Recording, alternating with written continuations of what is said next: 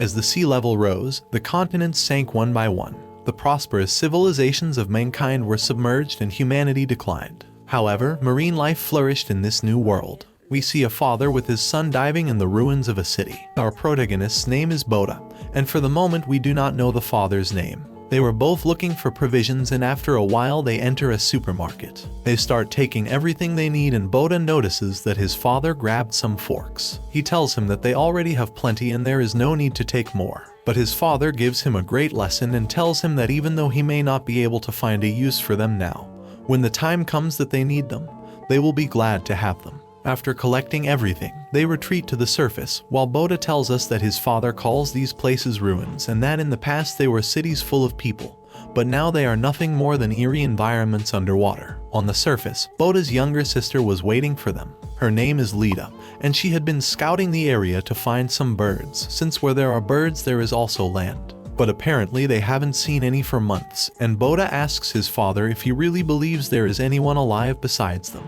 Lita also asks if everyone is in heaven with their mom. The father brings them closer to him and tells them that he is sure there are people out there, but until he finds them, he will protect them with his life, and both of them must help each other as they are in the same boat. The siblings agree, and Boda explains to us the tasks that each one has and how their days are on the boat. But above all, there is a very important rule they must follow. Before the sun sets, several clocks start ringing. This is the signal that they must take shelter inside the boat, no matter what happens. They must do it before nightfall, because once the sun goes down, the atmosphere becomes tense and the boat starts shaking. This is because huge monsters appear outside and surround the boat. They start hitting the boat, and all Boda wants is for them to go away. His father embraces them and tells them not to worry, as they will soon leave. And after a couple of hours, everything calms down and the children fall asleep. Boda takes the opportunity to ask his father if there were also these beasts in the place where they used to live. He answers yes, but there were also harpooners, warriors who fought against the monsters to protect their people.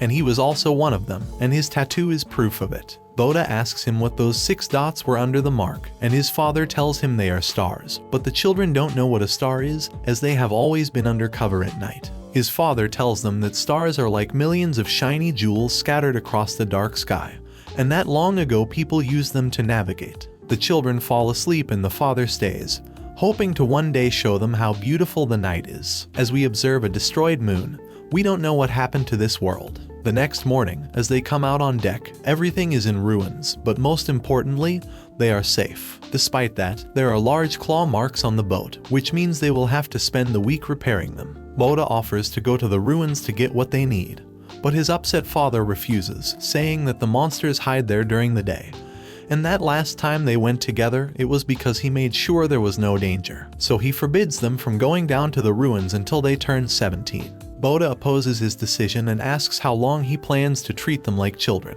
as he has been trapped on this boat with nothing but water around him for as long as he can remember. Lita interrupts them, as birds are flying in that direction, and the family finishes their argument and sets off to follow them. After a while, they come across a construction island with a ship on top of it. The family is surprised, and Boda notices that there are people, but his father covers his mouth and tells them to wait inside the boat. If anything happens, he wants them to turn the boat and leave. Boda asks if he will fight them, and the father replies that it depends on whether they are good or bad people. He jumps into the water and swims to the island, where everything is in ruins, and upon entering a room, he is surprised to find what could be the remains of a family. On the other hand, the siblings anxiously awaited their father, but Boda notices something, a human figure in the water calling for help. We return to the father, who finds very old explosives and also notices a huge hole in the wall with the steel bars bent inward. Apparently, the family who lived there before was attacked from the outside.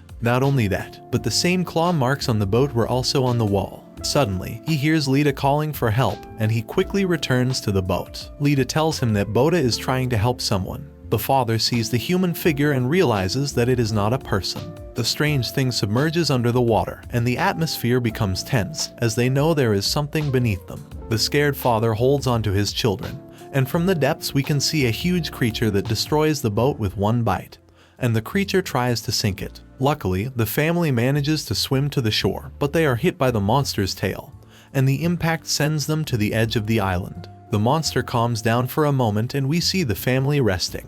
Boda wakes up and is scared to see that Lita is not responding. His father calms him down and tells him that she probably fainted from shock.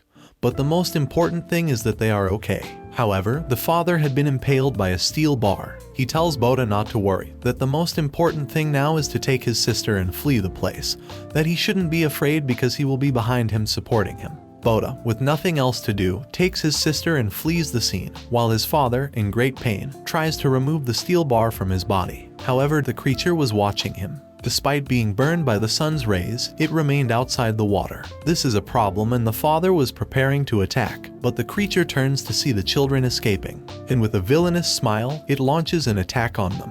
Boda sees how the creature gets closer and closer, and by pure luck, he manages to save himself. The creature puts a tentacle inside and starts looking for the children. Boda avoids making noise to not be found, but one of the attacks almost reaches him, and he has no choice but to hide under some debris. The attacks stop, and he wonders if it's gone. He peeks out and notices that his father was there.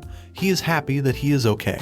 But that being starts to deform, and it turns out to be the tentacles of the creature. Boda can't move from fear, and without any opportunity, he is dragged outside. The monster is about to eat him, and Boda just screams for help. But at that moment, his father arrives to save him, cuts the tentacle, and goes down with his son on the creature's back. And once on the ground, he prepares to fight, while shouting at the beast not to touch his son again. He tells Boda to take cover behind the rocks, and he realizes that this Leviathan is much bigger than usual. But that doesn't matter now because if he doesn't defeat it, his children will die. And without further thought, he pulls out his weapon and charges to kill the damn beast. It's big, but at the same time it's slow, and since it's out of the water he has opportunities to win. But then he receives a blow that sends him into the wall, leaving him breathless. The Leviathan approaches to finish him off, but the father takes advantage of a rope he had on his side. He cuts it and is lifted up before being swallowed. He grabs onto a pipe and before being caught by the beast, he manages to remove it from the wall. He takes advantage of the fall to pierce the tube into the beast's mouth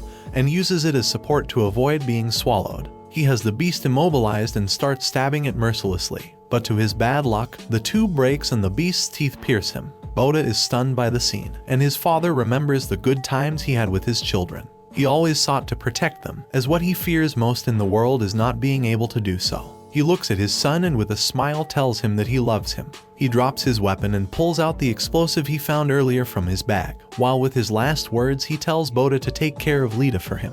And without further thought, he detonates the bomb. The Leviathan has been defeated, and we see Boda grieving and crying for the loss of his father in the loneliness of the ocean. Boda is having a nightmare where he sees his father and sister dead. He wakes up agitated and seeing his sister, he bursts into tears. His father is no longer with them, and his last words were to take care of his sister. Boda clings to her, lamenting the loss, as they will be on their own from now on. In the morning, they find a small boat with provisions on the shore, and Boda tells his sister to help him.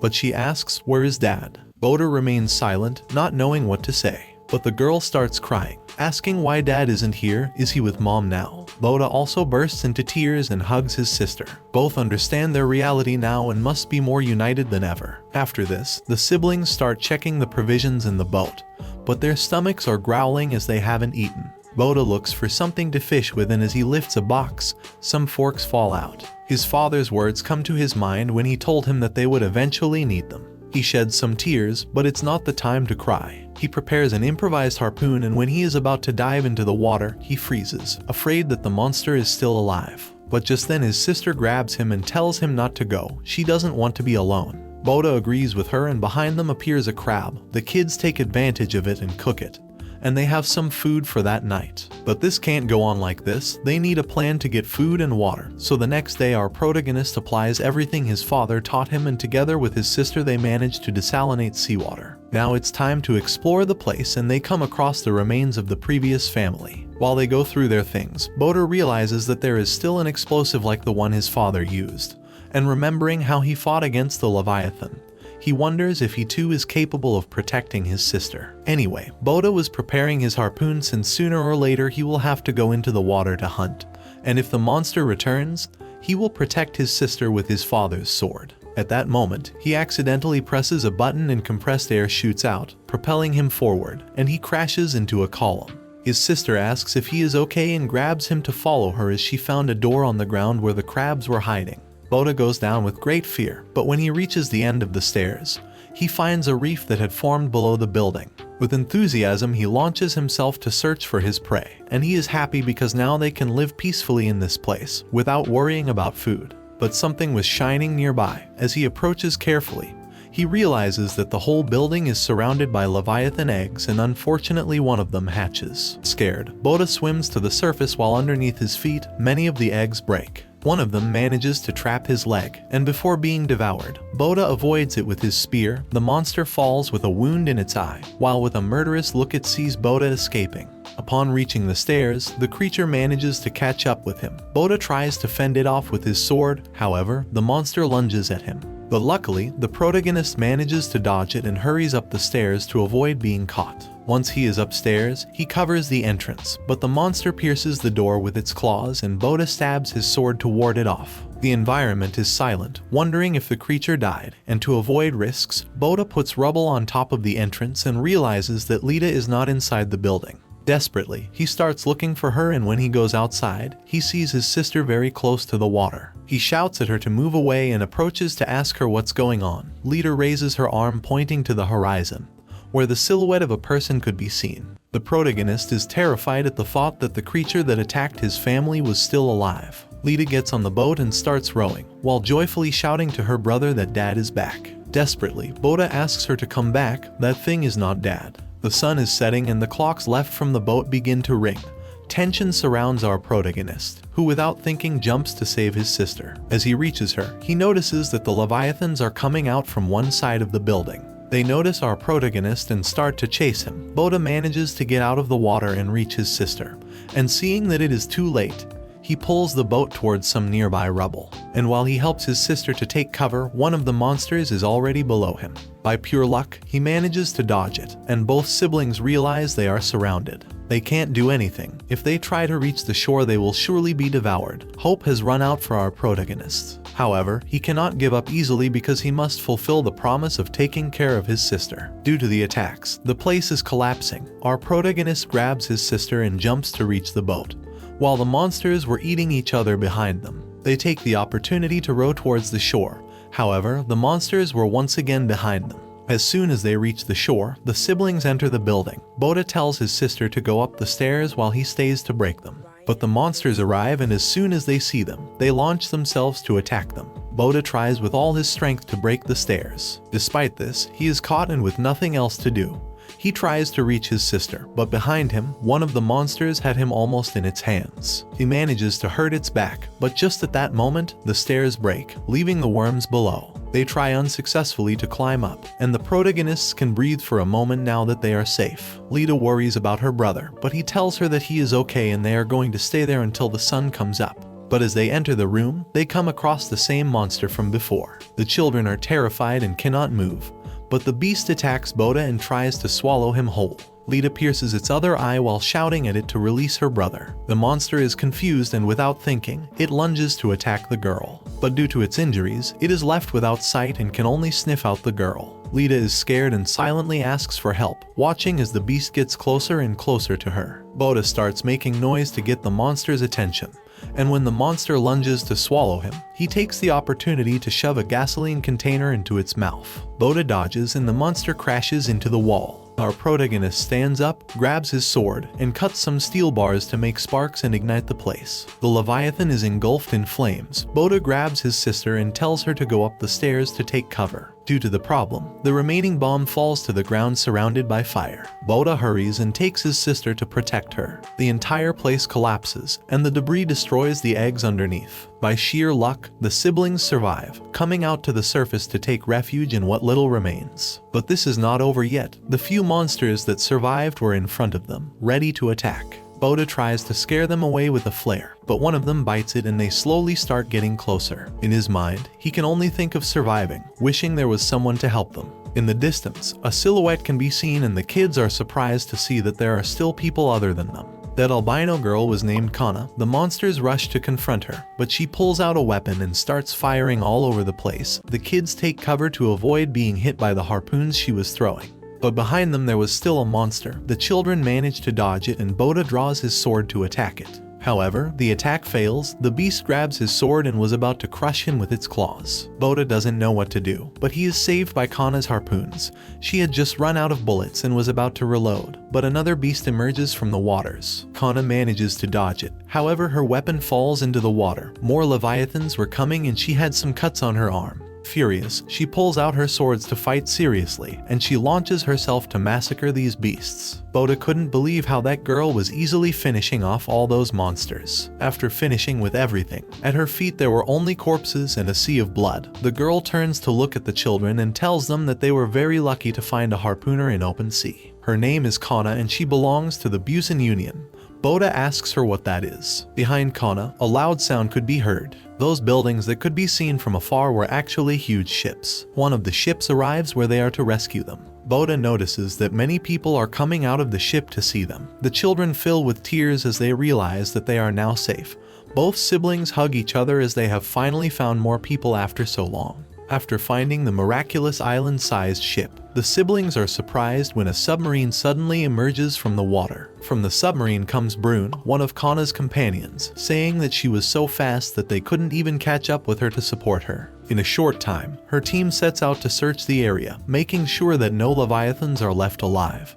But they find nothing but bodies cut into cubes. Dr. Foyd examines the corpses, lamenting that Kana didn't leave at least one alive to study. Upon observing the area, he notes that all the leviathan eggs were destroyed, thinking that if they had all hatched, they would really be in trouble. He asks Kana if she crushed them all, but she remains thoughtful and clarifies that she didn't do it. Shortly after, Dr. Foyd is greatly shocked when one of his team members finds the corpse of the beast that was defeated by Boda's father. As they observe the enormous creature of at least 50 meters, Brune asks surprised if he is referring to one of the 7 demons of the sea. The doctor assures him that yes, declaring that the beast is even much more immense than the rumors say. Clearly still stunned by such a discovery, he asks Kana if she alone killed the beast. But the albino again clarifies that she did not do it, with a very puzzled and surprised expression this time. Thoughtful, Kana turns to look at the beast at her feet, and notices the sword that Boda was carrying with him. Meanwhile, the children board a small boat, where Kiho Lee, a public official from the refugee center, interrogates them.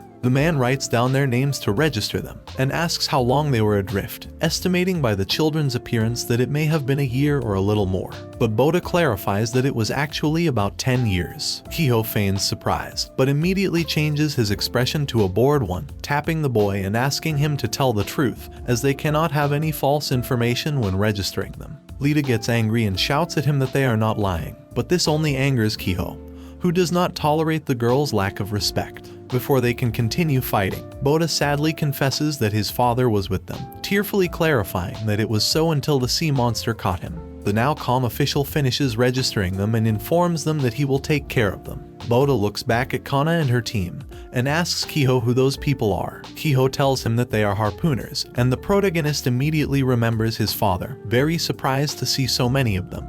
Realizing that his father was telling the truth and it wasn't just a story, Kiho explains that the girl who saved them is special, as Kana is a 3-star harpooner, which is really impressive. Harpooners mark the number of sea monsters they have killed on their bodies, and each star represents 100 of these beasts. Countless harpooners die before even obtaining a single star, so that's how impressive the 3 stars on Kana's arm are, as they indicate that she has killed more than 300 sea monsters. Surprised, Boda comments that then 6 stars mean at least 600 sea monsters. But the man laughs out loud, saying that 6 stars are impossible, and the highest ranked harpooner in Busan Union has 4 stars, so if there were a 6-star harpooner, it would already be a legend. However, the protagonist remembers that his father definitely had 6 stars tattooed on his arm, but decides not to comment further on it. Shortly after, they finally get authorization to board the huge vessel. A man hands them a box with the things they managed to recover from the ship they were on. Boda thanks him and prepares to follow Kiho,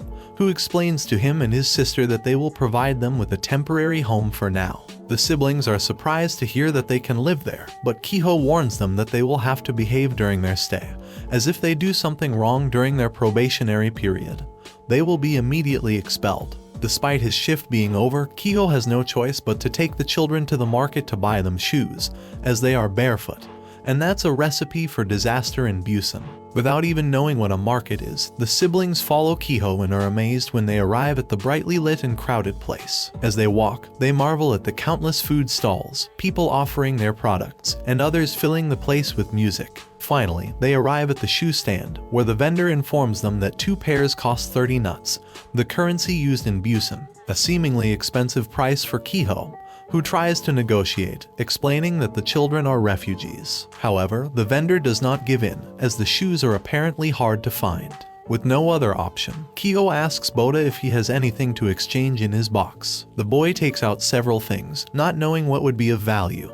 But the vendor interrupts him, surprised to see him pulling out a bottle of whiskey from the box. He quickly says that that will be enough to pay for 2 pairs of shoes, which makes Boda very happy. But Kiho immediately stops them, judging the vendor for trying to cheat the children. Then he exclaims loudly to the whole market that the children have a bottle of whiskey, attracting the attention of many people. The people examine the bottle, very surprised to see that it still has the seal. Seeing alcohol after so long, many begin to offer large amounts of money, even offering up to 16 onuts just for the bottle. At the end of the day, the children leave the market with their new shoes, a lot of food, and necessary items. Lita is happy after getting so many things from the market and regrets pouring the other bottles of alcohol they had into the ocean. Boda encourages her, saying they had no choice because they needed rainwater more than alcohol at that time. Kiho explains that the value of things can change depending on the situation, and the only thing they can rely on in Busan is money. With this clear, the children finally arrive at the place where they will stay, a really dirty and abandoned room.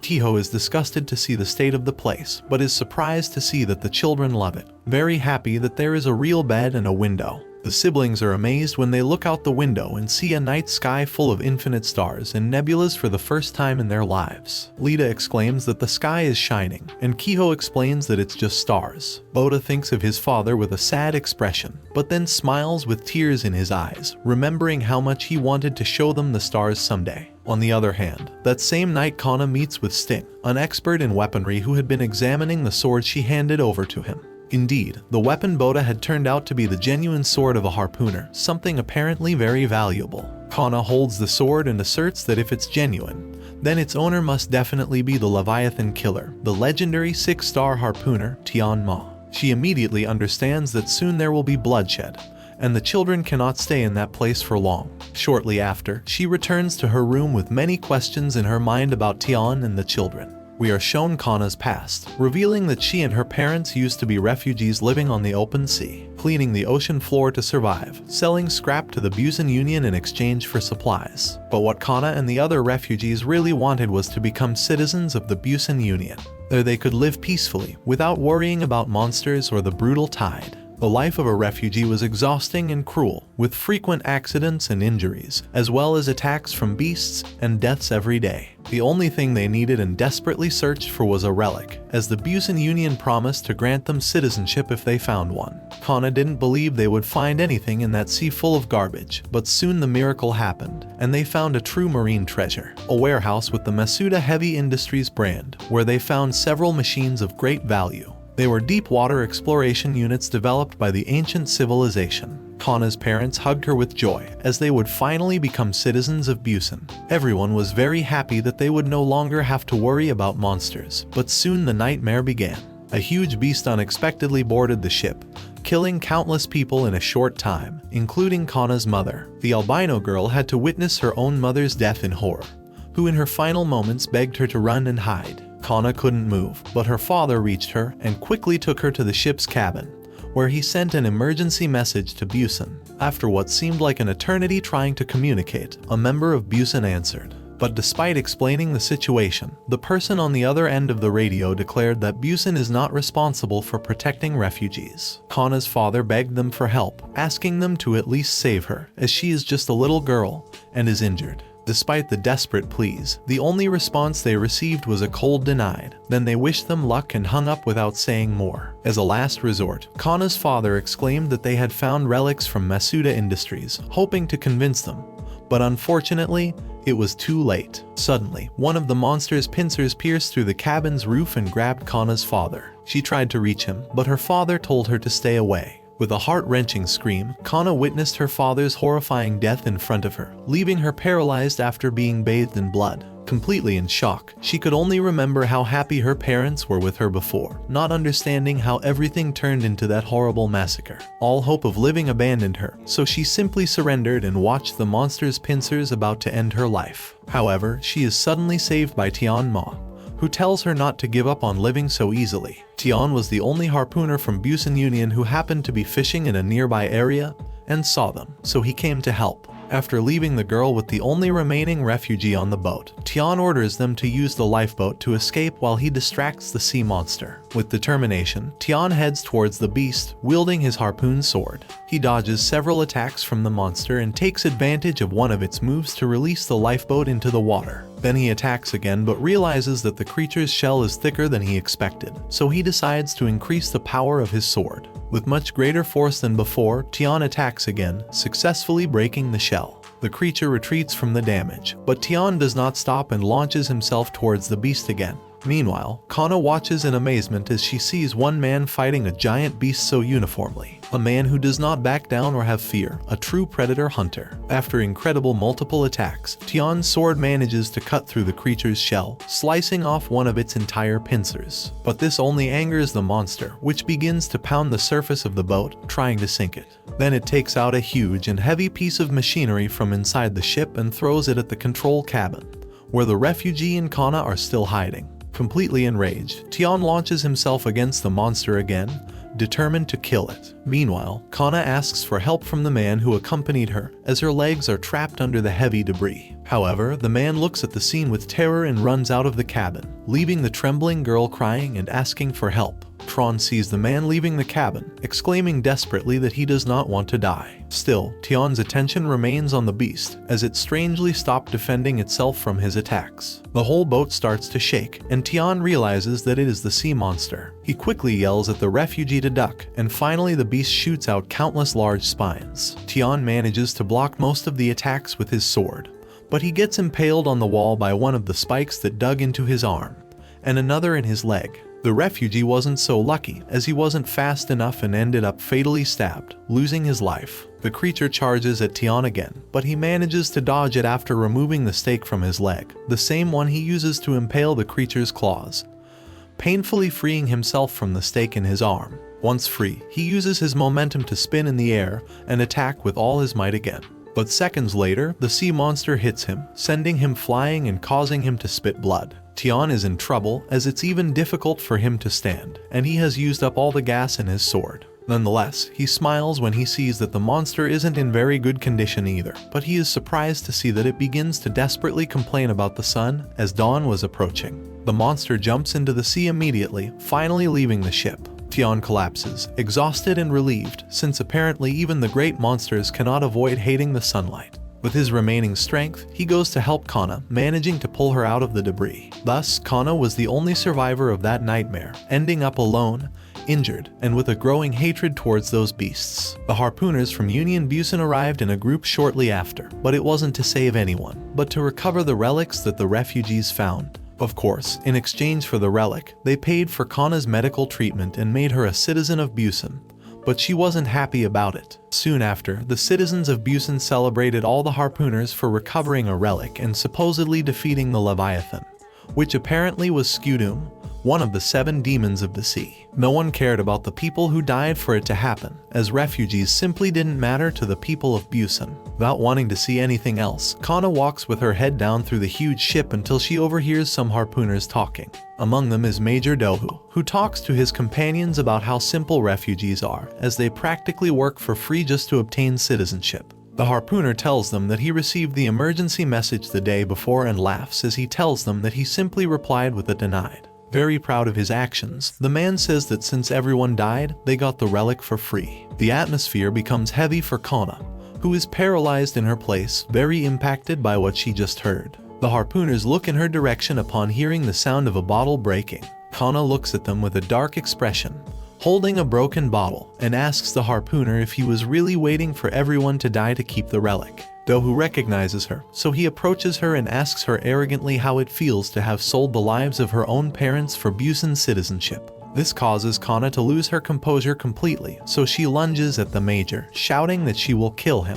However, Dohu stops the girl with a single blow, sending her straight to the ground. He then lifts her up by the neck, saying that all refugees are savages, and that resisting a harpooner is a serious crime in Busan. Next, the man handcuffs her, warning her that they could even execute her on the spot, explaining that harpooners are the law. Kana looks at them with a grim smile from the ground, mocking the title they self-proclaim, when they clearly ignored the refugees' distress call and are just pitiful cowards. Very angry, Dohu kicks her without restraint, and seconds later, he and his men start beating her, without her being able to defend herself. This continues until Tian suddenly appears, and even though he is still injured, he drives the harpooners away with a single move, sending each one far away with great force. Quite angry, Tian asks what they think they're doing beating up a wounded girl. Dohu gets up as he can, and furiously asks Tian why he is interfering with a fellow harpooner's duties. However, Tian responds to him in an intimidating manner, threatening to show him what happens when he breaks the law. Clearly scared, the harpooners decide to leave,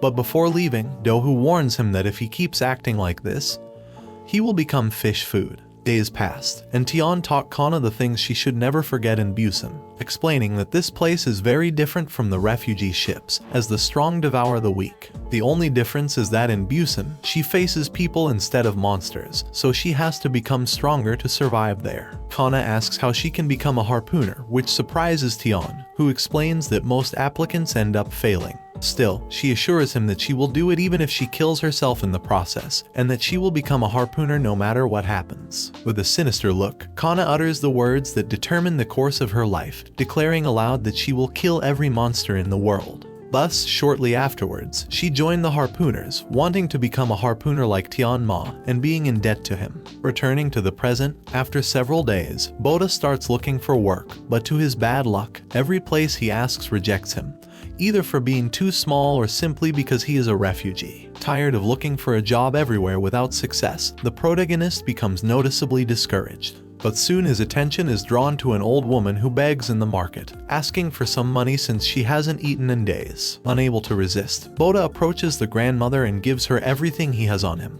The old woman thanks him, and the boy tells her that it's not much, but it's all he has for now. Nonetheless, he assures her that when he gets a job, he will give her much more money and help her in any way he can. The woman smiles at the boy's kindness and, as a token of gratitude, decides to give him some seeds, explaining that they represent hope. Boda gratefully accepts them and returns to Lita feeling much better. While with his sister, he worries as he sees that they have already used half of their money in just 1 week. This is a problem because everyone in Busan has to pay taxes, or they will be evicted. Despite Boda's desire to pay their taxes, no one wants to give him a job, so he has no choice but to start reducing the amount of food they consume each day. His sister doesn't like the idea, but fortunately, Kiho visits them and, upon learning of the children's situation, decides to use his influence as a government official to help them. Kiho warns Boda that the job he's applying for is a bit dangerous, but the boy agrees to try it with determination. Soon after, they head to the lowest section of the floor's pipeline and meet H. Warong, a veteran plumber from Busan. He reviews Kiho's job application but becomes agitated upon seeing the boy, asking where he's supposed to use someone so small. Despite this, Kiho tries to persuade him while Boda does his best to appear strong. Tired of their feeble attempts to convince him, H. Warong agrees to give the boy a chance, much to his delight. Kiho immediately warns Boda that he will have to work hard, and reminds him that the most important thing is money. Because although sea monsters are the most terrifying thing in the water, in Union Busan, poverty is what's most frightening. With this very clear, Boda finally heads to his first day of work. The team's objective is to exchange the pipes, but the place is a mess as none of the pipes match the ship's blueprints. The boss says that in that case they just have to make them match and starts working. Shortly after, he talks to Boda about the ship, as it apparently has been in existence for 100 years. He explains that humans built the ship when there was still land in the world, and that they could even build even bigger ships, being an amazing society. However, back then, no one could prevent the comets from colliding. And as a consequence, the ice fragments that fell to Earth after the comet collided with the moon caused the sea level to start rising. After 70 years of constant rain, as the sea level rose faster and faster, people began building ships, and it was called Union Busan, hoping that Busan would return someday. One of the men on the team comments that the ship is even older than boss H. Warong, who has worked there as a plumber for 40 years. Therefore, if they don't keep maintaining the old ship, it will inevitably sink in a short time. Boda is amazed by the story and watches as the team works hard to keep the ship afloat, ensuring a safe place for him and his sister to live. This motivates him enough to work harder and make sure Busan stays afloat. But after a while of working, Boda is surprised to see the floor flooding. Seconds later, one of the drains explodes, releasing large amounts of water. The chief appears alarmed, asking what is happening. One of the team members explains that pipe 3 is clogged, causing the water to flow back. Immediately, Hwarong orders it to be unclogged, but the man tells him that the pipe is too deep and they would have to remove all the other pipes to reach it. Before they can continue arguing, another pipe starts to vibrate due to the strong pressure, and shortly after, it explodes, releasing huge amounts of water. One of the pieces of the pipe is shot and hits another, causing it to explode as well. The place fills more and more with water, and the situation becomes critical. During all the chaos, Lita walks happily through her house, excited to show Boda how clean the place is after she cleaned it. But someone knocks on the door, and of course, she opens it without hesitation, thinking it's her brother. However, 3 harpooners, including Major Dohu, present themselves to her, telling the girl that she looks a lot like her mother. Lita innocently gets excited, asking if he knows her mom. The Major smiles maliciously and tells her that he knew her mother very well, clarifying that he is an old friend of her father. Going back to the protagonist, the situation only worsens, and much of the place is already flooded. The boss ensures that if the water reaches the engine room, they'll be finished, so he takes his flashlight and decides to enter pipe 3. One of his men tells him that he cannot do such a thing, as his old body couldn't handle it. The old man stubbornly insists, ordering them to push him if necessary. But before he can say more, Boda takes the flashlight from him, and with a determined look, tells them he will do it. Both men are baffled, but the boss quickly warns him that if he does that, he will die, as it's not something a novice can handle. Nonetheless, the boy doesn't listen, puts on his diving goggles, and dives into the water, managing to enter the pipe despite the protests of the others. After a few seconds, Boda emerges from the pipe, arriving at a place full of countless entries from other pipes. This confuses him greatly, as he has no idea which pipe he's looking for, and only finds disorder without any connection. On the other hand, the boss thinks of a plan, so he orders his team to take tools and start hitting the pipe to guide the boy. The plan works, as Boda manages to perceive the vibration and noise of one of the pipes, and realizes that they're showing him the way. The boy advances, and manages to get an airbag, which he uses to breathe enough. After recovering oxygen, he continues swimming without wasting time until he manages to find the problem. With an iron bar, he successfully clears the debris, causing the water to flow with great force again. However, an object hits the protagonist's face with force, causing him to release the air he was holding. Unable to breathe, Boda is inevitably swept away by the current. Meanwhile, the boss and the rest of the team celebrate as they see the water starting to recede, indicating that the boy succeeded. But soon their spirits are dampened, and the place falls into a heavy silence. With a sense of terror, the boss asks how long it has been. One of his team members checks his watch and reports that 8 minutes have passed since the boy submerged. The old man stays tense watching the pipe, wondering if he's lost. At 12 minutes, we see Boda shoot out of the pipe, being dragged to the bottom, still unable to breathe. His eyes turn red from the lack of oxygen. He panics as he sees the exit is too far away, and he doesn't have the strength to swim. Boda enters a state of great desperation, but shortly after the lack of air inevitably causes the boy to lose consciousness, giving up the fact that he will die in that place. At 18 minutes, the boss continues to desperately hit the pipe, hoping the boy will return.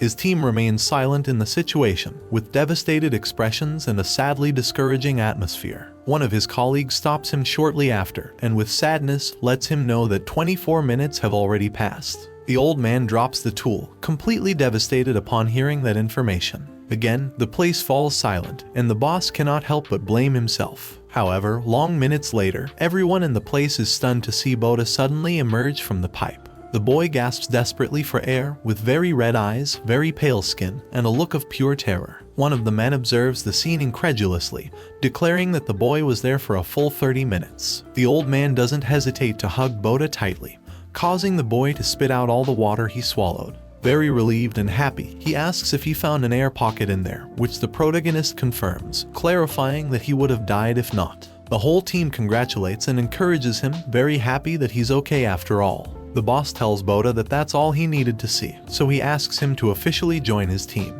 The protagonist is immensely happy to have finally gotten a job, and the others celebrate him as the new plumber, accepting him into the team right away. That afternoon, Boda buys food at the market and hurries back home to tell everything to his sister. When he arrives, he opens the door with a big smile. However, he is surprised to see his sister sitting in the middle of the room without moving. Worried, he asks the girl what is happening, but she suddenly screams at him to run. Before he can react, Dohu launches himself at him and hits him with great force, throwing him to the ground. The man exclaims that he was really surprised to see his name in the report, and that he could never forget the name of Tian Ma's eldest son. Without mercy, he kicks the boy still on the ground, and comments that it's a pity that his father died by a leviathan, because he wanted to kill him himself. Boda is scared by the sinister look of the harpooner, who informs him that his father was really a Busan traitor. Lita tries to help her brother, but she is restrained while the boy continues to receive terrible kicks. Nevertheless, Boda defends his father with courage, stating that he was not a criminal but a harpooner who protected other people.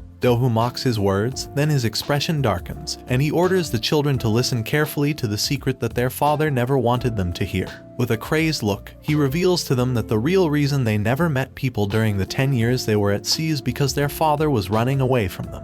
Boda remembers his father, who always assured them that they did not encounter people simply because the ocean is very vast. The older man smiles at seeing the fear in the boy, then takes off his glove and shows him his robotic hand, explaining that his father made it despite being his companion. The man then exclaims that Tian Ma is a killer who killed countless harpooners from the Busan Union and incited a revolution. Boda can do nothing but listen in terror, overwhelmed by what he hears, but before he can do anything, he is immobilized by a harpooner. Dohu approaches dangerously, clarifying that someone has to pay for his father's crimes. From his hand come out sharp metal claws, and Lita cannot help but cry as she watches the ruthless man start hurting her brother's face. The terrifying scene is interrupted by a loud emergency alarm, calling all harpooners to battle stations. When they leave the place to see what is happening, they find only chaos, with citizens running and screaming that they are under attack. Dohu has no choice but to leave, leaving the children locked up and promising to come back for them, to make their stay in Busan a living hell. Lita hugs her brother in tears, still very scared, while Boda only thinks they need to get out of there. On the other hand, Kana prepares for the attack, informing her team that the exploration unit is being attacked by leviathans. The entire team is launched into the water on special boards and immediately springs into action.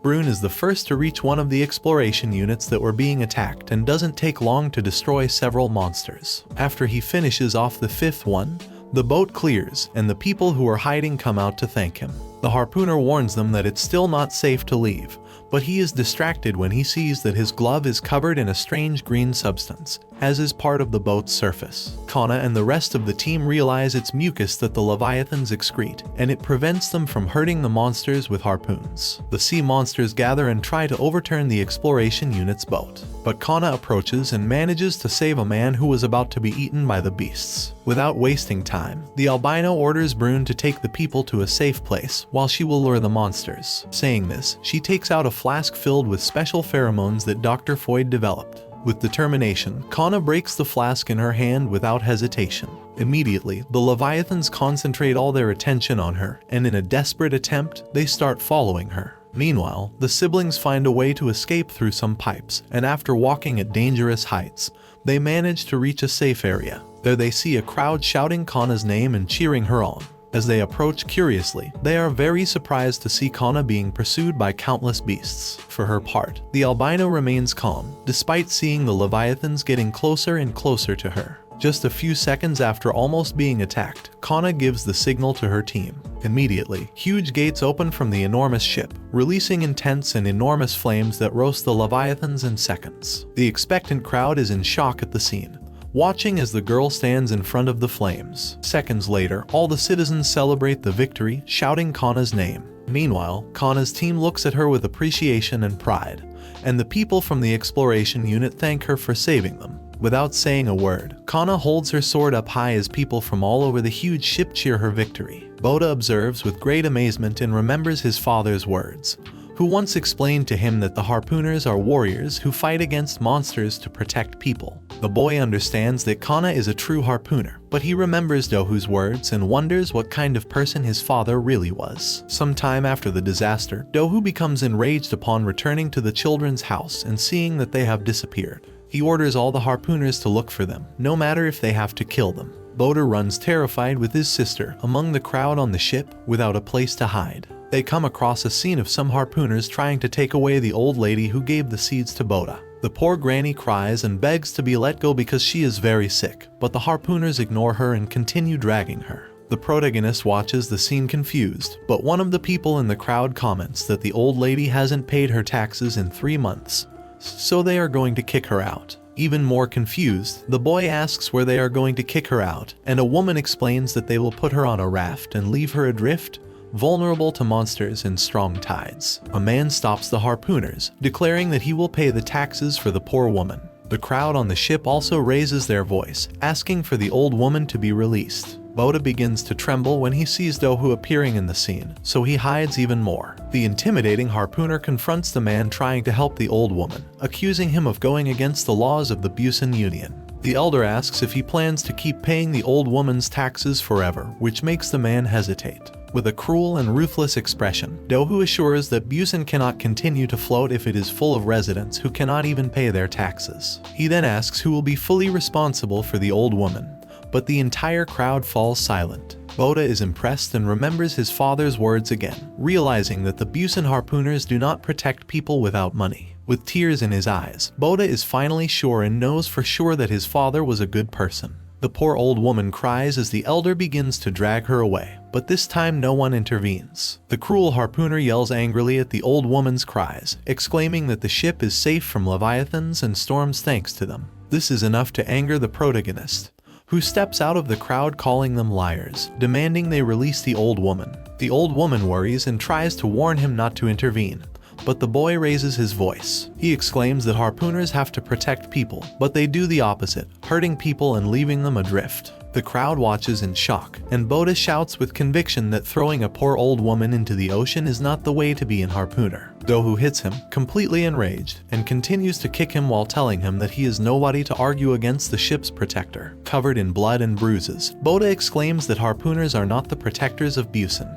For the reason why the ship stays afloat is because everyone works hard, and harpooners do not protect anyone.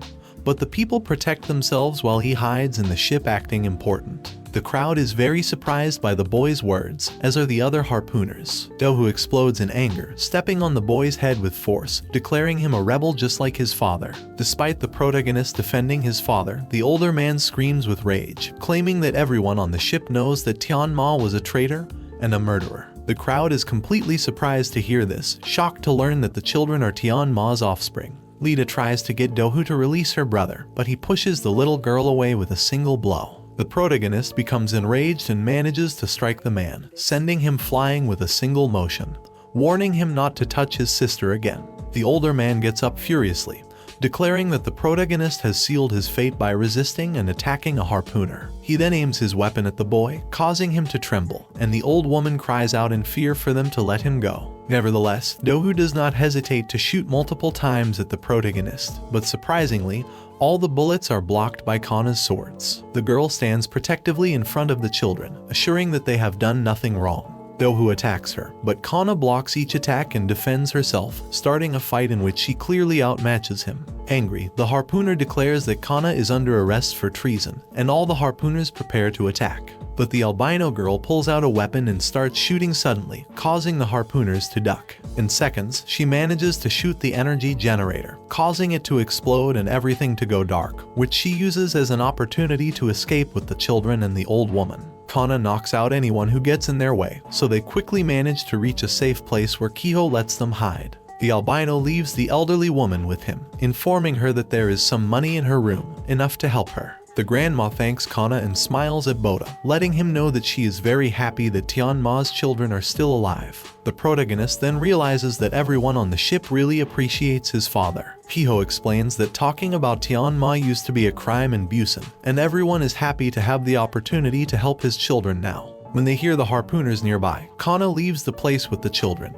and with the help of some citizens, they manage to get away. Some harpooners even shoot from the heights, but Kana takes care of protecting the children, even getting shot for them. Boda gets very scared when he sees the girl so injured and starts crying, asking why she goes so far for them. Nevertheless, Kana clarifies that she is simply paying an old debt, so she doesn't have to regret her wounds. Remembering Tian, she decides to share the words he told her one day and explains to Boda that the weak are devoured in this world, so if he wants to survive, he has to become stronger. Soon, they are surrounded by harpooners, but even injured, Kana stands up, determined to protect the children, with great determination and a hostile aura that even intimidates her enemies. Kana tells the children to head to a nearby boat through a crane, as they must leave the place in that boat. The children run while she stays to fight the harpooners with great skill and strength. In a short time, she manages to throw the men off with quick movements, and agilely knocks out most of them, leaving the remaining ones very scared, swearing that the girl is not human. Dohu mocks her for not killing any of them, claiming that with such a level of determination, she won't be able to protect anything.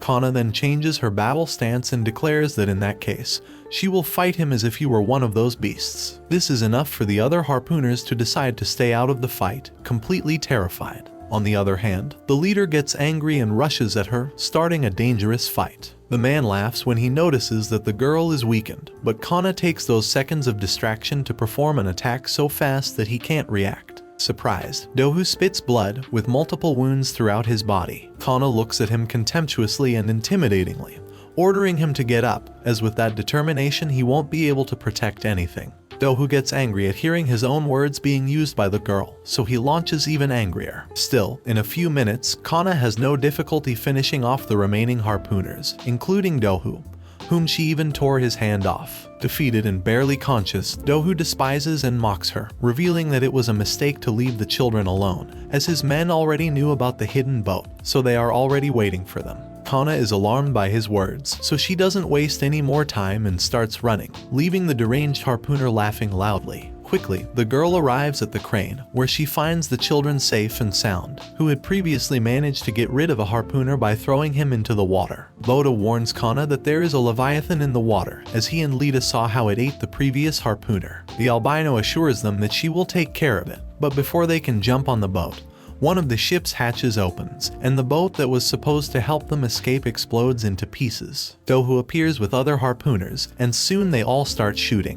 Kana protects the children with her body, but inevitably, the three fall into the water. However, in the depths, a submarine appears, showing Kana's team, who are waiting for her. With everyone assuming they were dead, Kana and the children are saved, finally becoming free. 4 years later, in a place called Oasis Port, Boda, now 17 years old, carries his father's sword, being much stronger than before. The group falls violently into the water, and amidst the destruction caused by the boat explosion, Dohu observes the scene from the large ship, saying that sea monsters will take care of their bodies for them and that finally everything is over. We see Kana and the children sinking like inert stones, all apparently unconscious and making no effort to swim to the surface. Suddenly, a pair of lights that look like eyes detect them. Then, an enormous object approaches them at great speed, passing very close to the protagonist and stopping in front of them, observing them like a huge, hungry sea monster. But we see that it is actually Kana's team's submarine that found them, and one of the crew members asks if letting the boat explode was part of the plan.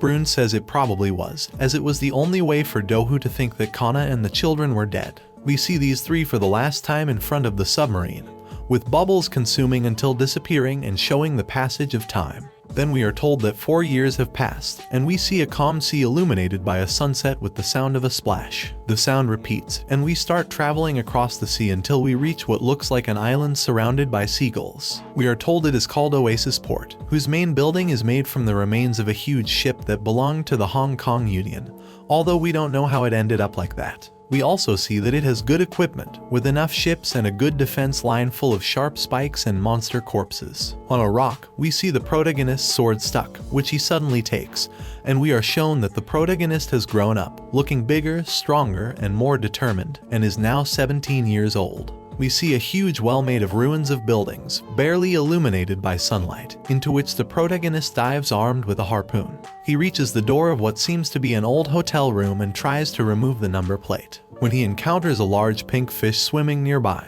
he sets down the plate for a moment, thinking he should catch it to eat later since it's there. But then a lot of bubbles come out of a toilet behind the protagonist, and something emerges from it at high speed, which turns out to be a huge snake that wants to eat the protagonist. He turns around in alarm and says it's a poisonous sea snake, as it lunges with its jaws open. Passing just above him, we see that it was not aiming at the protagonist but at the fish, which it catches in its teeth. While the snake is distracted, the protagonist says it scared him and realizes he must be careful, as even a small fang could kill him. The snake wraps the fish in its body and shifts its attention to the protagonist. He assumes a combat position with his harpoon at the ready and says it's time to hone his skills. He challenges the snake to come forward, and it doesn't hesitate to launch itself directly at him. But all we see from the encounter is someone's injured blood floating in the water. In a scene change, seagulls fly over the surface of the sea, and we see a group of people waiting on a pier. They wonder why the protagonist isn't coming up and if he had some kind of accident. When a lot of bubbles appear on the surface, the protagonist emerges with a great breath of air. The people see him and shout that he took too long while swimming towards them.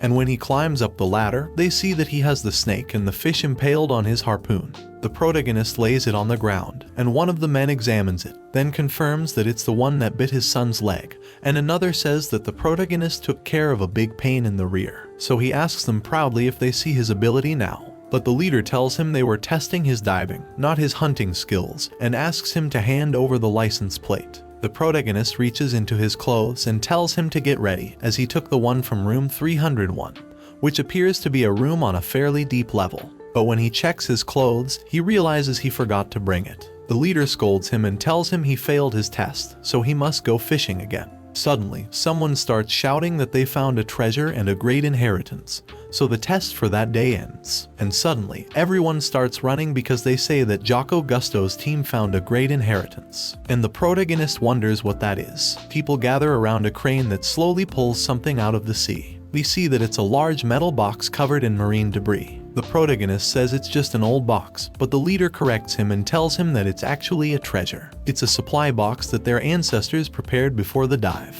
It's filled with medical supplies, clothing, food, and objects for daily needs. It's an inheritance left by people from a century ago for those who would follow them. Inside the box, the explorers find great medical supplies that seem to be valuable, and they tell Jocko that they're for him. Then, the port chief arrives and makes his way through the crowd to reach the explorers. He congratulates Jocko for finally achieving it and tells him that he's a true adventurer as he shakes his hand. Jocko thanks him cordially. Then, people start saying that rumors of great inheritances under the ruins were true. So, everyone runs towards the sea, saying that they have to go further and deeper into the ruins to find their own inheritances. And the protagonist is surprised by how excited they are. The chief notices the prota's presence and asks if he passed his diving test, to which the leader responds that he did, but he's too weak to take it again. Although the protagonist insists that he made it to room 301, the leader says not to worry because he'll make sure he's useful to the community while patting his head like a child, which bothers the prota. The port chief says he looks forward to seeing him and that, speaking of which, he's grown a lot since the first day he arrived. The protagonist says they've always been very grateful for their help, and the chief replies that they don't exclude outsiders, and explorers are always welcome. He hopes they work hard and find many treasures for the good of the entire Oasis port. There, we learn that the port was created from the ruins of multiple buildings that fell on top of each other in the form of a huge mountain, and the port was built on top of it. So many treasures can be found in various corners of the ruins, while we see a diagram of them as a whole maze. We also learn that the Oasis is supplied by mines located beneath it, and that the village is almost like a fortress because its citizens live inside it safely. In addition, it's located in a safe place with no sea monsters, but what made it famous were the rumors that spread about the great inheritances in its ruins, which attracted refugees from all over the ocean, including the Prota's group, as that place doesn't discriminate against outsiders but rather welcomes them. We see the port chief who welcomed them and told them that the treasure belongs to whoever finds it, which motivated the explorers to go farther and deeper, unlike Dohu, who didn't even consider refugees as humans, which made anyone aboard his ship cruelly discriminated against. And this made the port completely different. Then we see the leader, named Mao, accompany the protagonist back home, who explains to him that in the port, finding a unique treasure like Jocko Gusto's will make him rich. So being a diver is the best way to survive there. But the protagonist tells him that he doesn't plan to be a diver forever. Mao then asks him what he will be, and the protagonist responds with determination that he will become a harpooner. Mao tells him that there aren't even sea monsters in the port, so he will starve to death. And he tells him to look at the guards, who are yawning bored in the tower, and tells him that their salary is so low due to the lack of danger that they can't survive. There he remembers that there was a boy who escaped saying he would become a harpooner just like the protagonist, and he believes his name was Brune. So the protagonist understands that he is Kana's companion and realizes that he was from there. But then he asks Mao why he's walking with him, and the diver tells him that it's because they must have a drink to celebrate his failure. They arrive at the protagonist's house, where Lita comes out to greet him cheerfully, and Mao replies. The protagonist hands the fish to Lita and asks where Kana is, to which she says she doesn't know with a suspicious look because she hasn't seen her in a while, which disappoints Mao, and Lita asks if it's because he went to see her. While Mao stays depressed outside, the protagonist climbs the small stairs and enters the house. He announces his arrival and at first doesn't see anyone, but then he realizes there is a cup with a still warm drink. So he takes a stick and dodges a blow that comes from behind, which forces him to slide away, but when he stops, he smiles, and Kana tells him it's not bad and that he's gotten faster. The protagonist asks her to wait, but she attacks with everything and overwhelms him with attacks he can barely defend against. She asks him if all he knows how to do is defend himself, and the protagonist insists that the girl wait. He manages to tell her that this time he came with a guest. Then Mao enters looking for Kana, saying he heard her voice, so she suddenly throws herself to the floor, and the scene Mao sees is as if the protagonist is hitting Kana.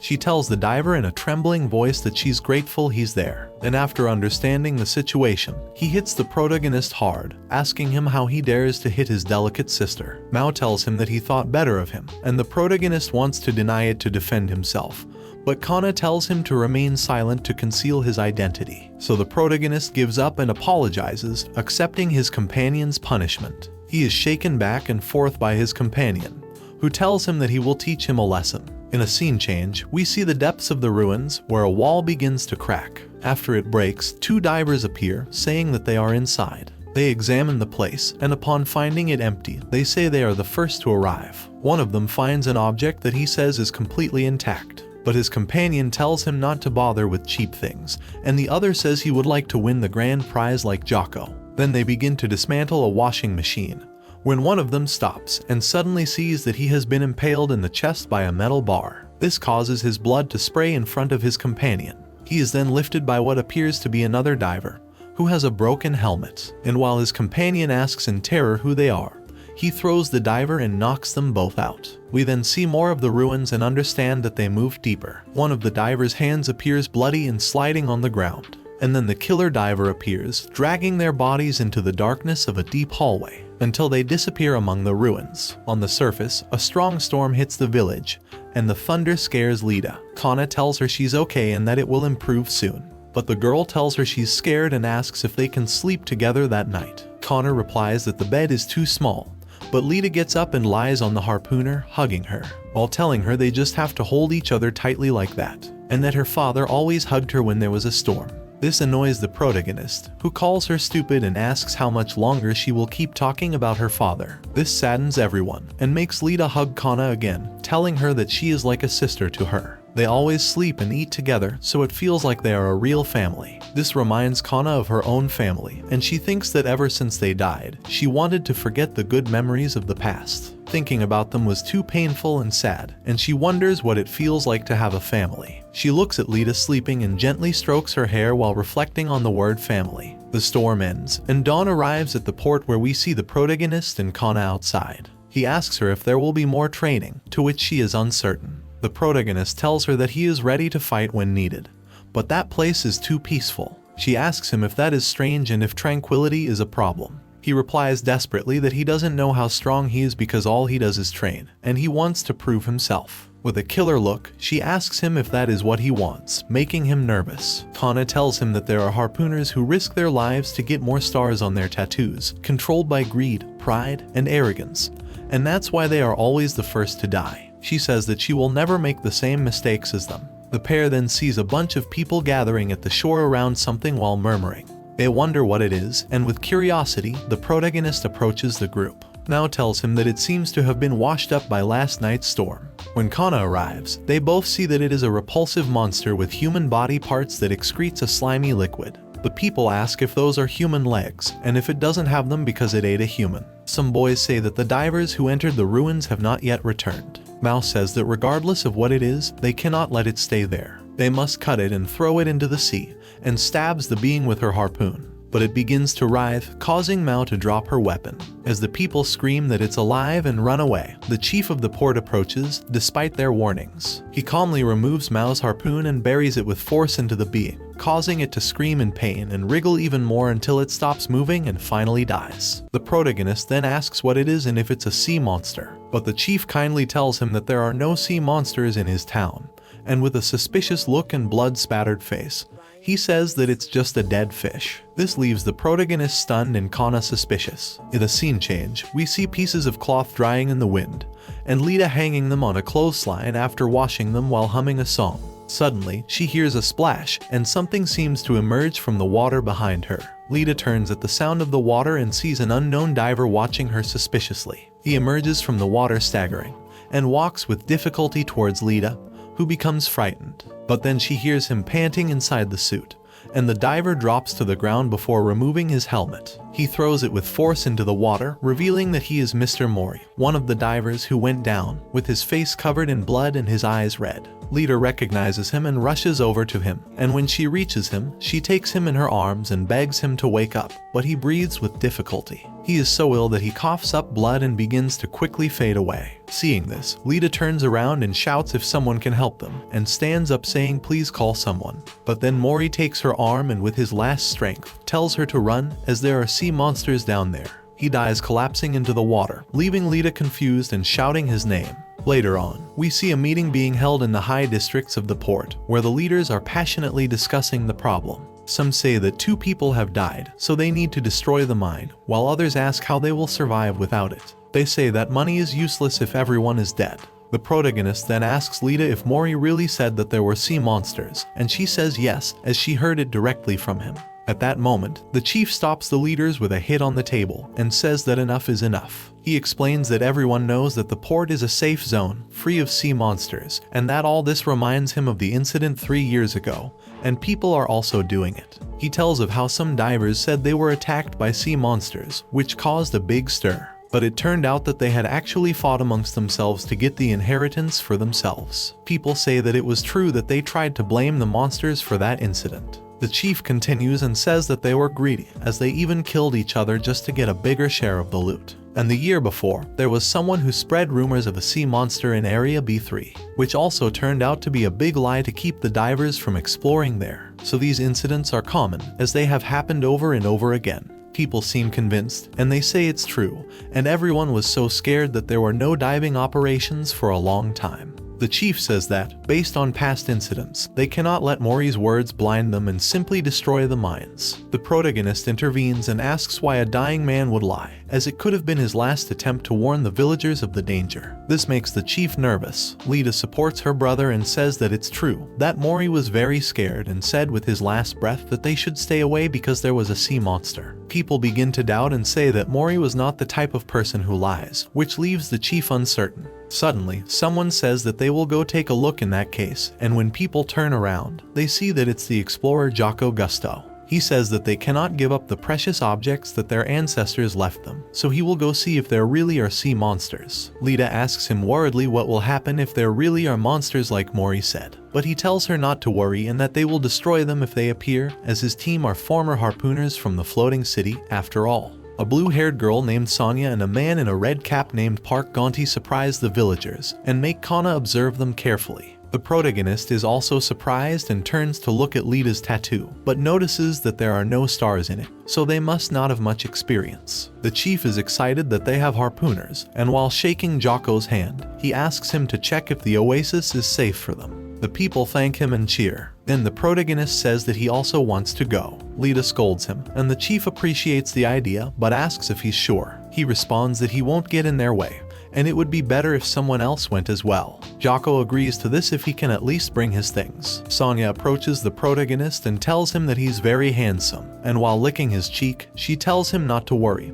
that she'll protect him. This disturbs Kana and Lita and leaves the protagonist in shock as he returns to his partner. Donnie tells the girl to stop bothering the protagonist, but she says she wasn't joking and was serious, as she thinks he's a fabulous man. He asks her which part of him, and she says it could be called female intuition as she gives him a disturbing look. Other divers also offer, as they want to recover at least Tiho's body, the other diver who was with Mori and with whom they had worked for a long time. So Jocko accepts them, and since the team is decided, he says they will leave tomorrow. The protagonist unsheathes his sword while Lita begs him not to go. But what if there really is a sea monster? Lita asks, and the protagonist says that's exactly why he's going. He can't miss that opportunity. Lita asks him what that's supposed to mean, as he could die there. Kana asks him if he really has to go, to which he responds yes. This leaves Lita thoughtful, and she wishes him good luck. The protagonist then sets off on his way, telling them he'll be back soon, before entering the submarine. Lita complains to Kana and asks why she didn't try to stop him,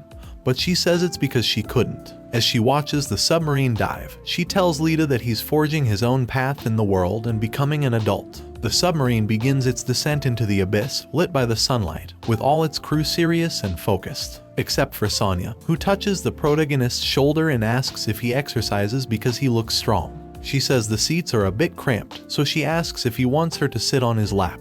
The protagonist doesn't answer, wondering if the girl is scary and if that means he's very handsome. One of the divers asks Jocko why an outsider like him is going so far to help them. He tells them that he had a daughter who died from the fish plague when she was 6 years old. They could have prevented it from progressing so far if they had had the medicine they found in the Great Inheritance the day before. That's why they can't let the mines be destroyed, as they need the inheritance left by their ancestors. Then a noise catches the protagonist's attention, and we see the submarine stop its descent. Gandhi tells them it's as far as they can go with the vehicle and asks them to prepare to dive. The group puts on their gear and one by one armed, they leave the submarine to continue on foot. Jocko warns them to stay together if they don't want to get lost and die. The nervous protagonist thinks there they go as they start their search, and Jocko reminds them that the mission's goal is to find the missing people or confirm the existence of the sea monsters as they enter the dark ruins. On the surface, a man informs the boss that the search team has arrived at Area D7. So his assistant asks him what will happen if they find that place, to which he responds that there's nothing to worry about, and with a somber look says that no one has gone there and lived to tell the tale. We see the path Tiho and Mori went down, until they reached the washing machine they were inspecting, and the metal bar they left there. The team finds it and says it's Tiho's lever, so something must have happened there. Jocko then tells them to split into teams of 2 and search, so he and Gongti will take the north side. And Sonya hugs the protagonist while saying that the 2 of them will take the west side. And the protagonist tells her annoyed to get off him, but she refuses. The other 2 divers say they'll look around a bit more before moving on, and they agree to meet there in 30 minutes. We see the protagonist and Sonya exploring the ruins, while he sweats and thinks he can barely see. And he feels like a monster is going to come out of the darkness at any moment. So every step makes him nervous, and in his mind, he tells the monsters to come at him, as he will tear them apart. Suddenly something catches Sonya's attention, and she notices the protagonist's sword, telling him it's very nice. She asks if it's a gas sword and where he got it, although she finds it too boring, and asks if he wants her to give him some accessories to decorate it. But suddenly the protagonist silences her and asks her if she hears that. She asks if he's referring to her lovely voice, but the protagonist silences her again and asks her to listen. She falls silent and pays attention, but says she can't hear anything. The protagonist closes his eyes to concentrate, and in his mind, he sees a small drop, which then becomes many and falls into water. So he says he's sure he hears the sound of dripping water. She says it must be his imagination, as it doesn't make sense to have dripping water underwater. But the protagonist moves ahead and says it's from there, and that it comes from a place at the end of the hallway. Both arrive at the area, but Sonya says there's nothing there, when suddenly the protagonist directs his flashlight upwards, and they find there's an opening in the debris where the water's surface is, and that's where the dripping comes from. Both emerge and walk through the rubble, where Sonya confirms the dripping and says it's amazing he heard that. The protagonist takes off his helmet and Sonya does the same, discovering that there is fresh air inside.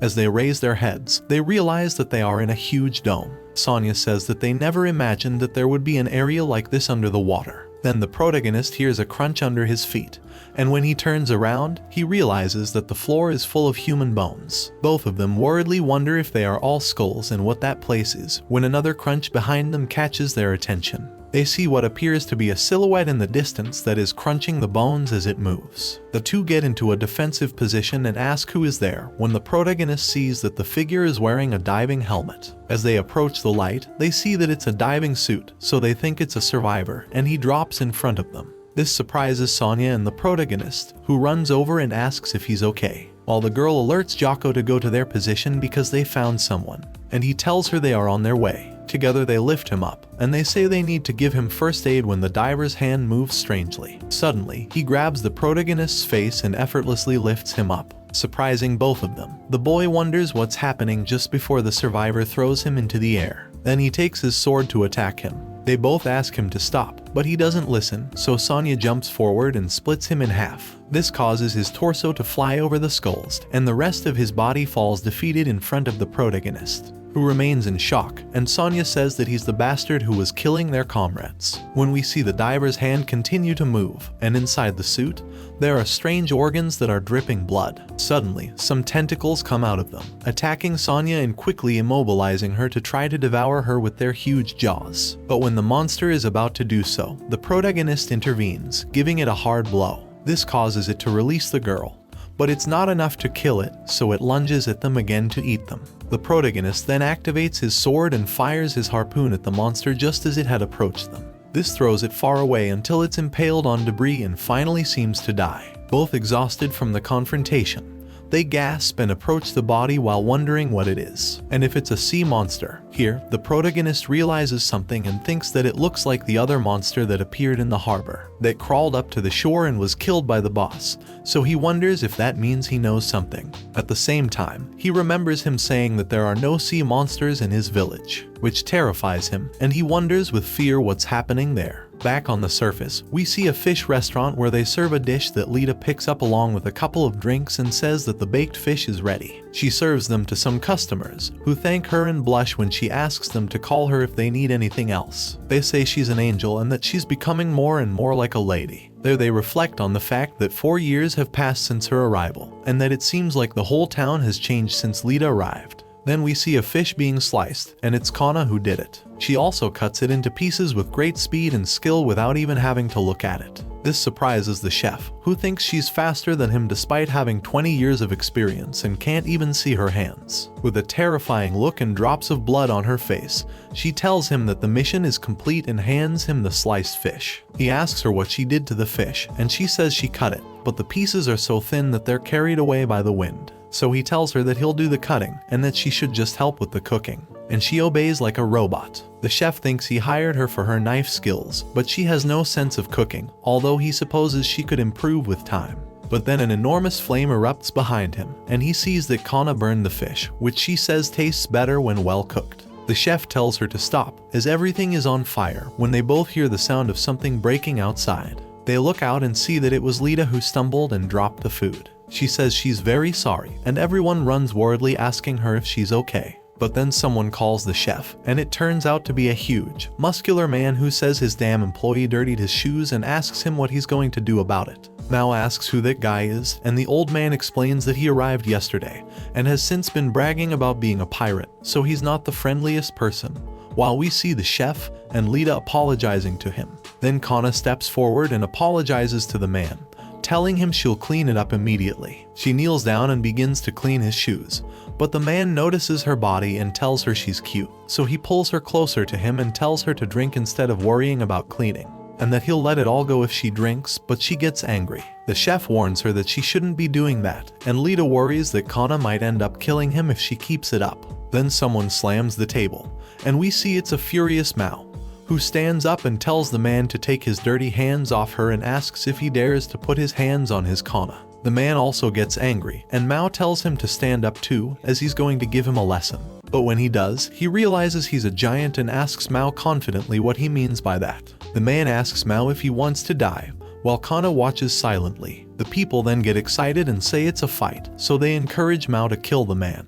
And although he is intimidated, he clenches his fist tightly and prepares to hit the man while shouting that Kana is under his protection. The man eagerly awaits the blow when we see a fork in Kana's hands, and she uses it to injure the man without him realizing it. This distracts him, and he receives Mao's punch straight in the face. However, this is not enough to knock him down, and he prepares to counterattack, when Kana intervenes again and makes him trip over her foot, causing him to fall backwards and hit the chair, leaving him unconscious with foam coming out of his mouth. The people are momentarily shocked, wondering if it's over. And while Mao looks surprised at his fist, the people burst into praise, telling him that he knocked him down with just one blow. They also ask if he has always been so strong, which makes him proud and laugh. He says he knew he was strong, so he assures Kana not to worry, and he will protect her. But then he turns around, and the cook tells him that she's already gone, leaving Mao stunned. Later on, we see Kana and Lita on a rooftop watching the port. Lita hugs her legs and apologizes to the harpooner, saying she couldn't concentrate on her work because she was worried about the protagonist. But Kana puts a hand on her head and with a smile tells her not to worry, that the protagonist will be fine.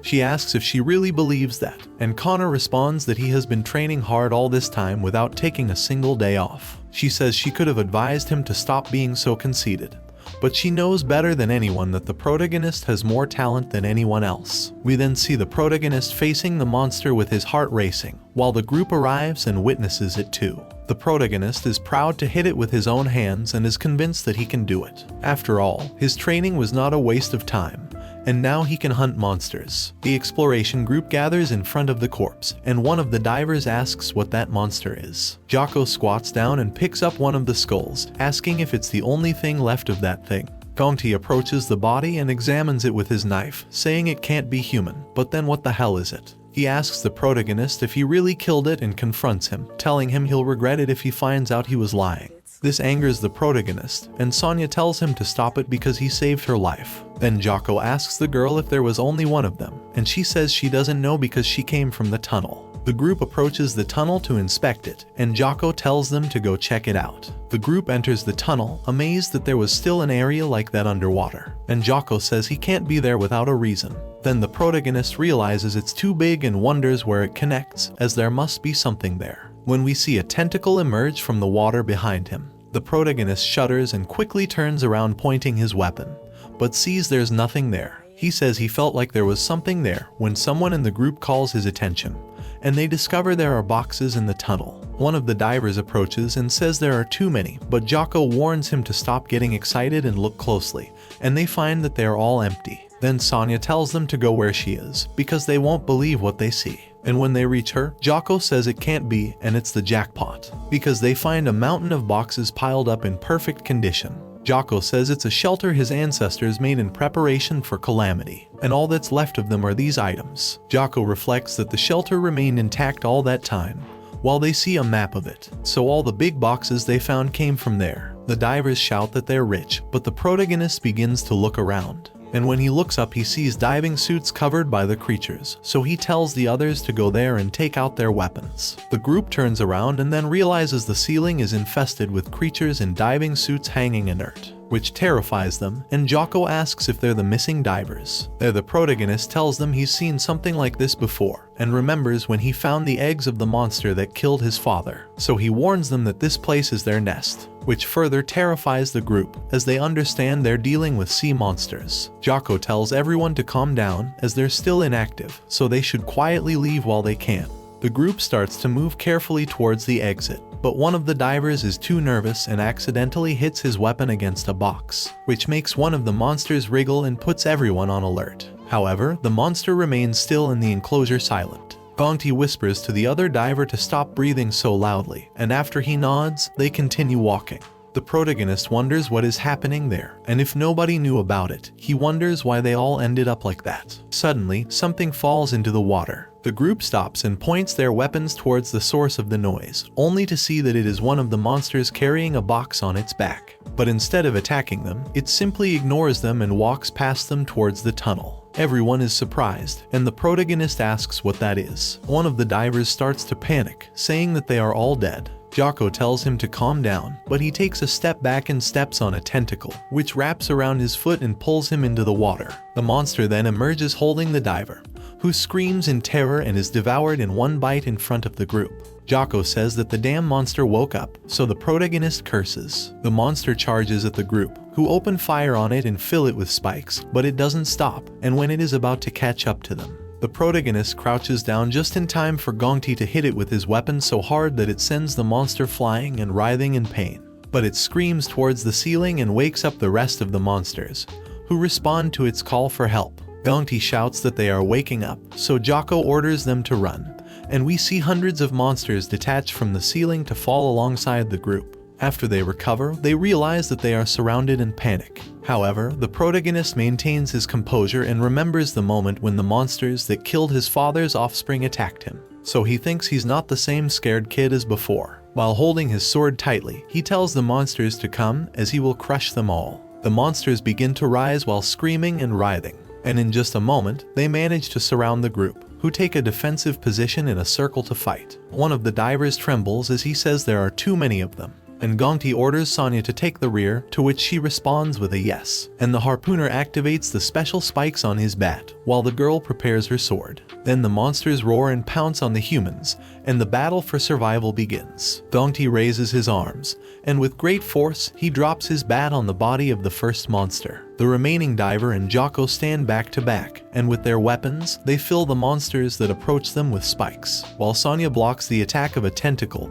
and in a quick movement, she cuts her monster in half. Gongti is about to strike again when he realizes that a tentacle has grabbed his bat, and the monsters take advantage of it to immobilize him between more tentacles, and then suck him in and introduce him into their jaws. Sonya shouts in concern for her companion, while we see that he still remains alive inside the monster, when he sees the blade of a sword enter the body and then open it with a powerful cut. We see that this was the work of the protagonist, and that Gongti falls into the water safe and sound, which surprises the group. But the protagonist does not stop and continues his massacre by cutting another monster in half with a blow. The force of his attack causes a huge wave that destabilizes his companions, and then he makes a powerful jump that leaves him in the middle of the monsters in a moment, which he also cuts in half without difficulty. Jocko and Sonya say that it's incredible, and the remaining diver tells him that he's doing a great job. The protagonist dodges another attack while thinking that the monsters are slow and stupid compared to Kana. The protagonist sees the pack of monsters while remembering the ones who attacked his family when his father was still alive. He curses them for only thinking of people as food, so he makes a huge leap, and while falling, he says he will annihilate them all one by one. He proceeds to jump from one to another, slicing and killing at great speed without stopping.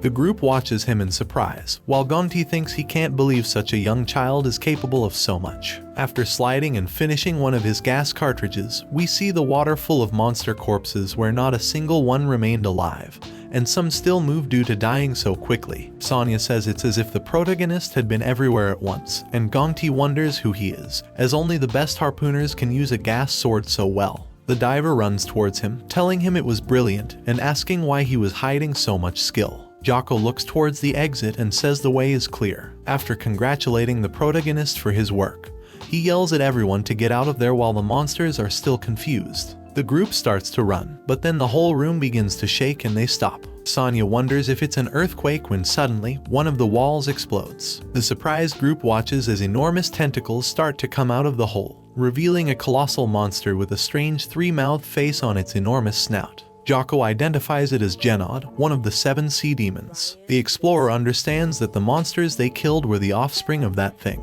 The protagonist is left in shock, surprised to have encountered another one of the demons of the sea for the second time in his life. Genod attacks them with a tentacle that falls right in the middle of them, fortunately missing everyone. Then he slides between the pillars until he is on top of them and drops down, causing a large amount of water to enter the room and flood it. The group realizes this and puts on their helmets just moments before the water hits them. The strong waves make it difficult for them to move, when suddenly Sonya gets scared and a heritage box falls right in front of her. She quickly reaches for it but accidentally hits her oxygen tank, detaching it from her suit as she watches it float away with the current. Suddenly, a hand grabs her and she sees that it's the protagonist, who clings to one of the boxes with his sword. Genod emerges from the water and watches them with fury, so Sonya warns him of the attack behind him, and he tells her to stay close. At the moment when Genod is about to strike, the protagonist activates the gas in his sword, propelling them through the water away from the monster. Genod submerges due to the force of his own strike and furiously realizes that the kids managed to escape, so he begins swimming in their direction with his tentacles extended. They almost reach Sonya's foot, but she manages to shoot her gun just in time, and continues to shoot at the monster, but says that it's catching up to them. Then they see the tunnel and say that they're almost there, but Genod's tentacles seem to charge something blue inside them, which they expel with force and hit the protagonist's oxygen tanks. Sonya asks what it is and sees that it's a blue, viscous liquid that suddenly starts melting the protagonist's tanks, causing them to explode and propel them forward at high speed. Thanks to this, they manage to enter the tunnel just before Genod's tentacles reach them. Through the entrance, Genod violently waves his tentacles trying to reach the kids, who are left in shock by how close they got. Finally, Jenon gives up and his tentacles slide out of the duct. Panting, the protagonist says they made it and finally lost him. Sonya says she's surprised because she had never seen one of the 7 demons before. The protagonist concludes that Jenon must have crawled back to protect his offspring, as he had seen a sea monster father come out during the day in the past to protect them, despite risking being burned by the sun. We see memories of the monster that killed his father. Sonya is surprised by this, as she says he couldn't have come out of the water during the day. But the protagonist tells her to stop talking because they need to conserve oxygen. Sonya points out that she also lost her oxygen tank after all. She starts to look bad, speaking slowly, and asks the protagonist if he thinks they can survive with the remaining oxygen in their helmets. The protagonist responds that there should be some air once they reach the ends of the tunnel, and they're almost there, so he tells her to stop being so scared. She gasps and nods silently. They both continue swimming through the tunnels, but the protagonist thinks they don't have too much time, so they need to hurry. They stop in the darkness, and the protagonist is surprised to find something in the tunnel. They direct their flashlights and realize it's a floating body. When it turns, they see it's Jocko Gusto, so Sonya breaks down in tears and starts screaming his name while trying to go to him. The protagonist stops her and drags her along, telling her it's already too late, and they don't have time. But Sonya keeps struggling, and the protagonist thinks it's not good because she's panicking. Sonya continues screaming and crying when suddenly the protagonist feels his body sinking. We see that she has fainted, so the protagonist starts calling her. He holds her in his arms and tells her to wake up, but no matter how much he yells, he can't get a response,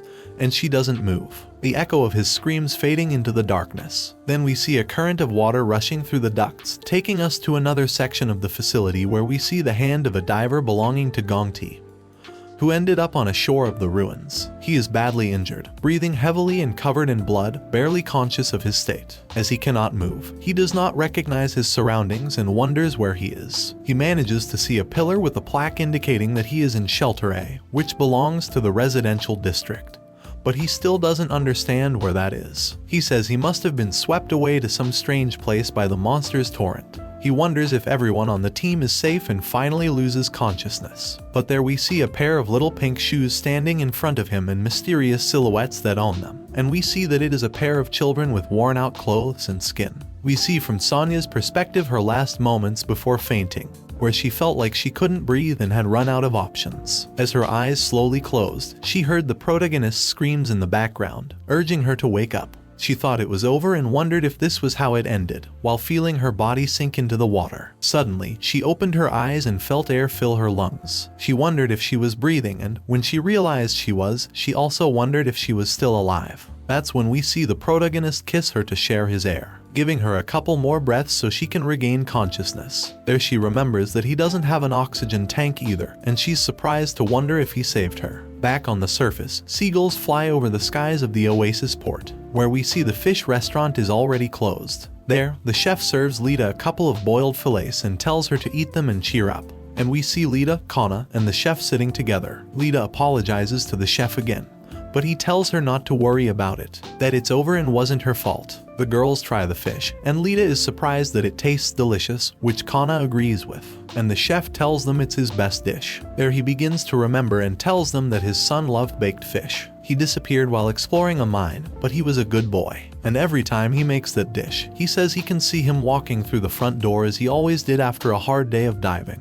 This saddens Lita a lot, and she starts to cry and sob at his story. But with a warm smile, he turns to her and tells her she needs to eat to cheer up and enjoy her snack. Through tears, she agrees, and to Kana's surprise and the chef's joy, the girl starts devouring the fish like a predator, making everyone laugh. Then we return to the depths of the ruins, where we see the first monster the protagonist killed, now underwater, just like the great dome they had discovered at the beginning, and some columns of bubbles that approach the surface. Sonya and the protagonist emerge in search of air. Both panting exhausted, Sonya is surprised that they made it and are still alive. However, the protagonist looks up and realizes that there isn't much air left up there either. Sonya looks at the protagonist with a puzzled look and asks him how he saved her and if he can breathe underwater. He explains that he can stay underwater for longer than most people. She asks for how long, and he responds with an approximate of 40 minutes. She asks if that's even possible, but the protagonist can't explain why he's capable of doing it. He tells her that he discovered it 4 years ago when he was trapped in the pipes of the Union Busan and almost died because he ran out of air. but suddenly he could breathe. He says it was pure coincidence. Then Sonya asks if he's some kind of marine animal, like a dolphin or a whale, but the protagonist just says they should talk about it later because they need to get out of there first. Worried, Sonya tells him it will take them at least 20 minutes to get back to the dive point where the submarine is, but the protagonist tells her he can share his air with her 2 or 3 times on the way, and counting the air they can store in their helmets, they can make it. So, after thinking about it for a bit, the girl agrees. Then they both take a huge breath, close their helmets, and quickly dive back into the depths. They hurry to find the way out, and once they do, they begin their race against time. Back at the harbor chief's control tower, the communications officer informs him that the submarine has not made contact for over 3 hours. The thoughtful old man believes it is already done. His assistant asks if people will worry about sea monsters if the search party disappears, to which he replies that it is possible. However, as he stands up and walks, he says that Genod ate 6 people, so he will be calm for at least 6 more months. The chief looks outside, where the harbor people are going about their daily routine, and says that 6 months is enough because humans are forgetful creatures. With a grim look, he adds that it has always been that way. We return to the depths, where the boys' flashlights illuminate the debris, and they continue their hurried journey. The protagonist turns around and asks Sonya if she is okay because her breathing sounds disoriented. We see that she has part of her face purple, and she tells the protagonist that she needs air. They both stop, and the protagonist tells the girl to take off her helmet to give her some air. They both do so, and Sonya immediately extends her arms and throws herself onto the protagonist, kissing him with her eyes closed. This makes him blush, and he also closes his eyes. Sonya continues with the kiss and sticks to the protagonist's body more and more, making his heart race. He embraces her until she finally lets him go, with a lot of bubbles coming out of their mouths. Reinvigorated, she gives the protagonist a thumbs up sign, indicating that she is now okay. However, the protagonist is still in shock and full of embarrassment, nodding uncomfortably. Sonya goes ahead and tells him to follow, but he is still severely blushing and with his eyes still open in surprise, with his heart beating heavily without stopping. He wonders what is happening because his heart doesn't want to calm down. The protagonist catches up to Sonya quickly and discreetly takes a brief look at her, admiring her face and focusing on her lips, which blushes him again. He puts his hand on his lips and thinks he didn't know that lips could be so soft, which is a strange sensation. We see Sonya swimming when suddenly the purple color returns to her face because she ran out of air. Desperately, she tries to reach the protagonist while letting out huge bubbles and trying to hold on to the little air she has left. However, he continues immersed in his thoughts, questioning if that is what a kiss is. Sonya reaches her limit and furiously grabs the protagonist by the hair and violently pulls him back. She then joins their lips and angrily sucks in the air from the protagonist, who, surprised, asks her in his mind to stop, until he himself turns purple and gurgles underwater. The girl simply winks at him and gives him a thumbs up, which makes the protagonist look at her angrily. Suddenly, a blinding light illuminates the pair among the debris, so bright that they have to cover their faces with their hands. But then they realize it is the submarine, which is rumbling as it tries to make its way through the metal and concrete ruins. On board is the surviving diver, who is surprised to find the pair alive. The 2 young people high-five each other with determined looks, for they have survived. The protagonist bursts in an explosion of water through the vehicle's hatch. Once both of them are inside, the diver thanks God that they are okay, as he decided to come back just in case. Still filled with emotion, he asks where Gongti and Jocko are. However, the protagonist coldly tells him that Jocko is dead, which scares the diver. Sonya understands that Gongti is still missing, so she hurriedly grabs some oxygen tanks, saying that she will search for him and asking to borrow the equipment. But the diver tells her they can't, as they need to get out of there before sunset. He accelerates the submarine towards the exit, saying that the people of the village have to know about this. Sonya approaches the diver and shouts that they can't leave Gongti behind. But then the diver begins to show his terror. His body trembles, drops of sweat run down his face, and he asks them if they also saw the monster. To their surprise, he tells them that the bastard was using large inheritances as bait to hunt divers. He turns around with a pale face and bags under his eyes, telling them that he was using their village as a food store. The diver accelerates so much that the submarine starts bouncing off the debris, while he shouts that it's over and they have to leave. However, when the submarine finally leaves the ruins, they encounter Genod, who was waiting for them, hungry. The group is terrified to see him again, so the diver puts the submarine in full speed and they shoot off with the monster following. but he stretches his tentacles, and inside the vehicle, they feel a strong tug that makes them fall to the floor. We see that the tentacles caught them, and Genod brings his snout closer to devour them. The group shouts and insults, while the monster looks at them through the vehicle's window. The diver understands with fear that he was waiting for them. The protagonist quickly grabs one of the oxygen tanks and while putting it on, tells the diver to get them out of there. But the diver abandons the pilot's seat and runs towards them screaming in terror. This angers the monster, and instead of devouring them, it violently shakes the submarine. The group falls and bounces among all the utensils inside, until Genod smashes them into one of the buildings like a wrecking ball. This creates a large hole and knocks down some columns. While the group jumps and crashes from side to side, the protagonist ends up upside down. However, the monster is not done yet, and with its tentacles, it grabs the vehicle again and begins to swim forward, crashing it into all the debris in its path until it lets it go again. The group hits the metal wall of the submarine, which becomes embedded in the rubble, which begins to lose integrity and crumble around them. Inside, the water begins to slowly seep in. But despite falling on the group and the constant sounds, they do not move. We don't see any blood or any other apparent injuries, so we understand that they may have just become unconscious. The monster looks inside, and seeing no movement, grunts and heads to the surface, leaving behind the darkness of the ruins and the unfortunate protagonist's group. Outside, the seagulls flutter peacefully once again over the town. People are working in their daily lives, children play and laugh with a ball, and they tell their parents they're hungry as they hang clothes to dry. In the restaurant, the chef congratulates Lita and Kana for another good day of work. A man repairs the roof of his home with a hammer, and his wife comes out to ask if he's almost done, to which he responds just a little more. Everything is peaceful and seems like any other day when suddenly Genod emerges in the middle of the town at full speed, leaving the townspeople frozen in fear at his imposing figure with a terrifying roar. People realize that it's a sea monster, so they panic and start to flee. But Genod is faster and destroys all the houses and buildings around. Some civilians survive, but then they are caught by the monster's tentacles, who lifts them up and begins to deposit them into its mouth to eat them.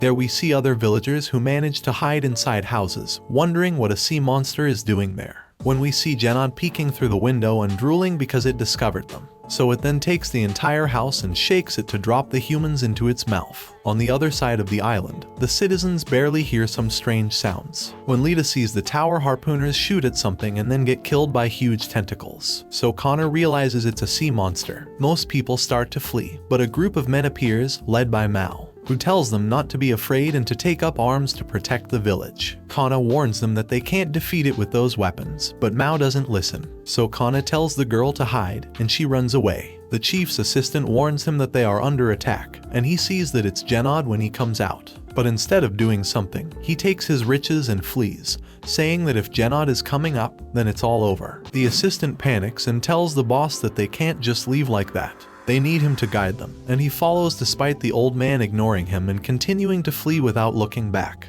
There we see Genod again with a lot of blisters on his skin, caused by prolonged exposure to the sun. It surprises Kana because despite that, the monster remains on the surface and does not return to the water. The group of villagers prepares to attack, and Kana asks Mao to give her a weapon, preferably one with a long blade. But he ignores her and tells her not to worry because they will take care of it. He tells her he will protect her no matter what happens. She insists that a simple harpoon won't work, but they don't listen to her, and another villager tells her to get out of there. And then they come across Genod diving into the water. They try to keep up with him on land while he swims, and when they see a clear shot, they simultaneously throw their harpoons, which hit the monster head on and force it to dive. They celebrate because they think they have it. But then they see it resurface and head towards the group. Kana shouts at them to retreat, and the villagers do so, but it's too late, and Genod emerges from the water, catching several of them in its jaws, and throwing several others into the air. The monster swallows those it caught in its mouth, and impales those trying to escape with its tentacles, then devours them as well. Mao charges at Genod while screaming for it to die, but it hits him with such force that it breaks his harpoon and sends him flying. Mao sees that the tentacle passed very close to him, but he wasn't the target, and when he turns around, he sees that the elderly villager has been impaled, lifted into the air by Genod. With his last breath, the old man asks Mao for help, but after a few seconds, he dies, just like the other villagers impaled by the monster. This freezes Mao, who, faced with the horrifying scene, wonders what is happening. Slowly, Genod wraps the villager with its tentacles, leaving him helpless, and Mao thinks that it's a demon that a human simply cannot defeat. Genod lifts him to its mouth, about to swallow Mao, while he wonders how they are supposed to kill that thing. Suddenly, Kana appears with a leap and forcefully impales a harpoon into the monster's head with a deadly look. The monster screams and, in pain, releases Mao, who falls far away from it and sees that his savior is Kana. Furious, Genod thrashes from side to side with the girl on its back, dropping the victims and forcing Mao to flee to dodge the bodies. With the harpoon firmly embedded in the monster's flesh, Kana jumps high and performs a somersault.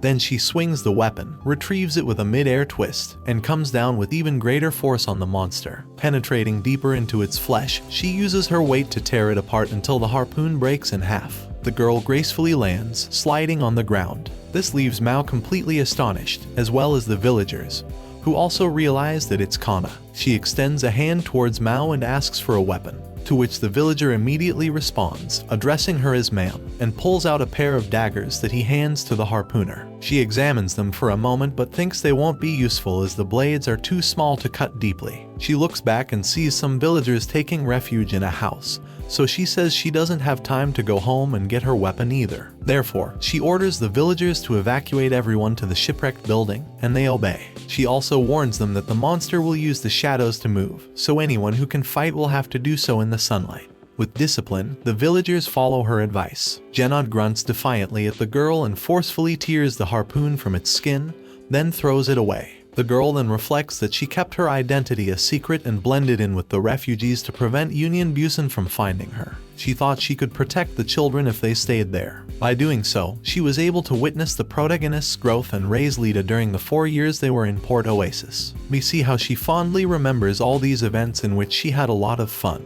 Each day was so precious to her that she wished it would continue like that forever. However, as she recalls the first appearances of the monsters, she concludes that it may have been why she turned a blind eye and ignored all the warning signs of their presence. And she realizes she was foolish for doing so because she needed to remember everything she knew about them. And the most important piece of information of all, that the monsters are everywhere. There is no sea without sea monsters. She remembers the protagonist's father when she told him she wanted to become a harpooner no matter what, and that she would kill every single monster in the world. As people flee, she reminds herself that the duty of a harpooner is to protect people from sea monsters, and they risk their lives to protect human settlements. Genod roars furiously, and with her deadly gaze, Kana thinks that she swore to live like this and challenges him to face her. As both of them launch themselves to start their battle. Back in the sea, we see the protagonist's group submarine buried among the ruins. Suddenly, the hatch opens, and we see the three of them quickly emerging to the surface. They come out of the water and remove their helmets,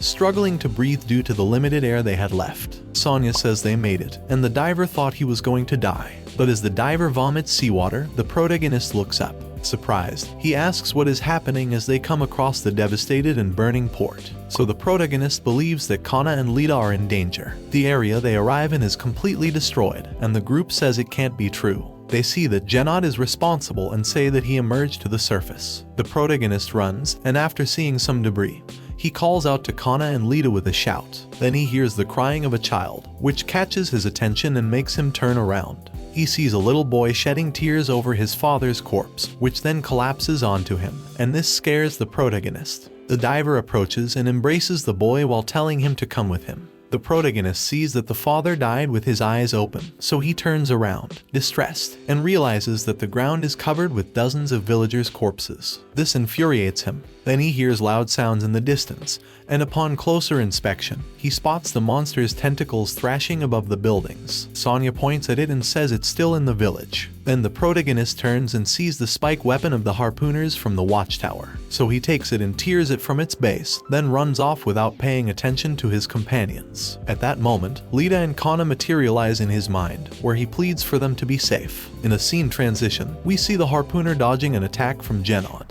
Then she plunges the daggers into his thick skin, which splatters jets of blood with each strike. The monster tries to hit her, but she leaps to evade it and stops her fall by burying the daggers in the ground. Genod doesn't give up and continues pounding the ground until it crumbles, attacking the girl with all his tentacles at once, and she evades each one with quick movements, until she lies on the ground behind a house to evade him, and he effortlessly pierces through it. Kana stays hidden behind without making a sound. But when Genod checks the other side, he realizes she disappeared. Suddenly, the door of a building is sent flying, and we see Kana hiding behind it. She quickly gets rid of it and uses all her strength to stab the monster's body, and with a swift twist, she tears its flesh as much as possible. However, this doesn't seem to affect Genod, who attacks Kana again, and she has to lay down and roll on the ground to evade it when she realizes that the knife blade broke. The monster approaches again, and she knows she's in danger, but then a flurry of rocks and debris distracts Genod's attention.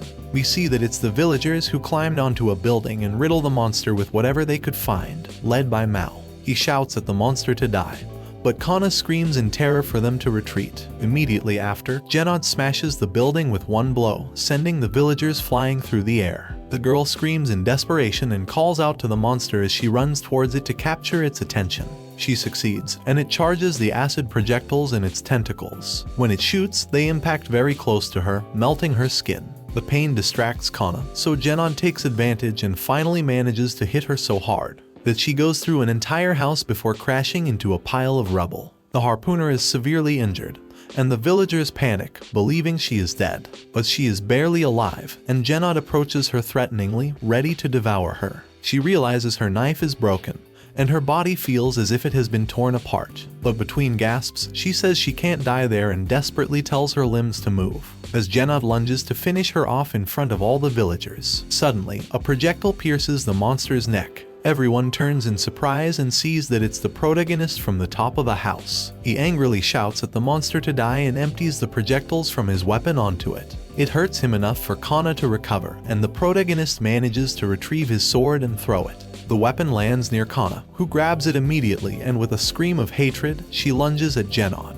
Like a whirlwind of slashes, the harpooner slices through the monster's flesh effortlessly, causing it to scream in pain and even spit blood, while she adjusts her stance and inflicts a major wound. Then she uses the gas from her sword to lift herself into the air, and begins to spin, cutting the front part of the monster in half. This surprises the villagers and sends Genod into a panic, as he turns around and tries to flee from her. The villagers realize this, and in desperation, the monster tries to make its way through, destroying everything around it. This surprises the protagonist and Kana, and the villagers say that it has gone mad. The protagonist says that it won't escape and slides to chase it across the rooftops. Meanwhile, at ground level, Kana catches up to it and tells him to shoot at the water because they need to protect the people, and he says he's got it. People flee towards the wreckage building, and those who are not too terrified try to warn the crowd to stay away from the shadow. Among them, we see Lita, who turns around wondering if Kana is alright. Suddenly, another group appears fleeing from a nearby street, and one of the men tells them to run.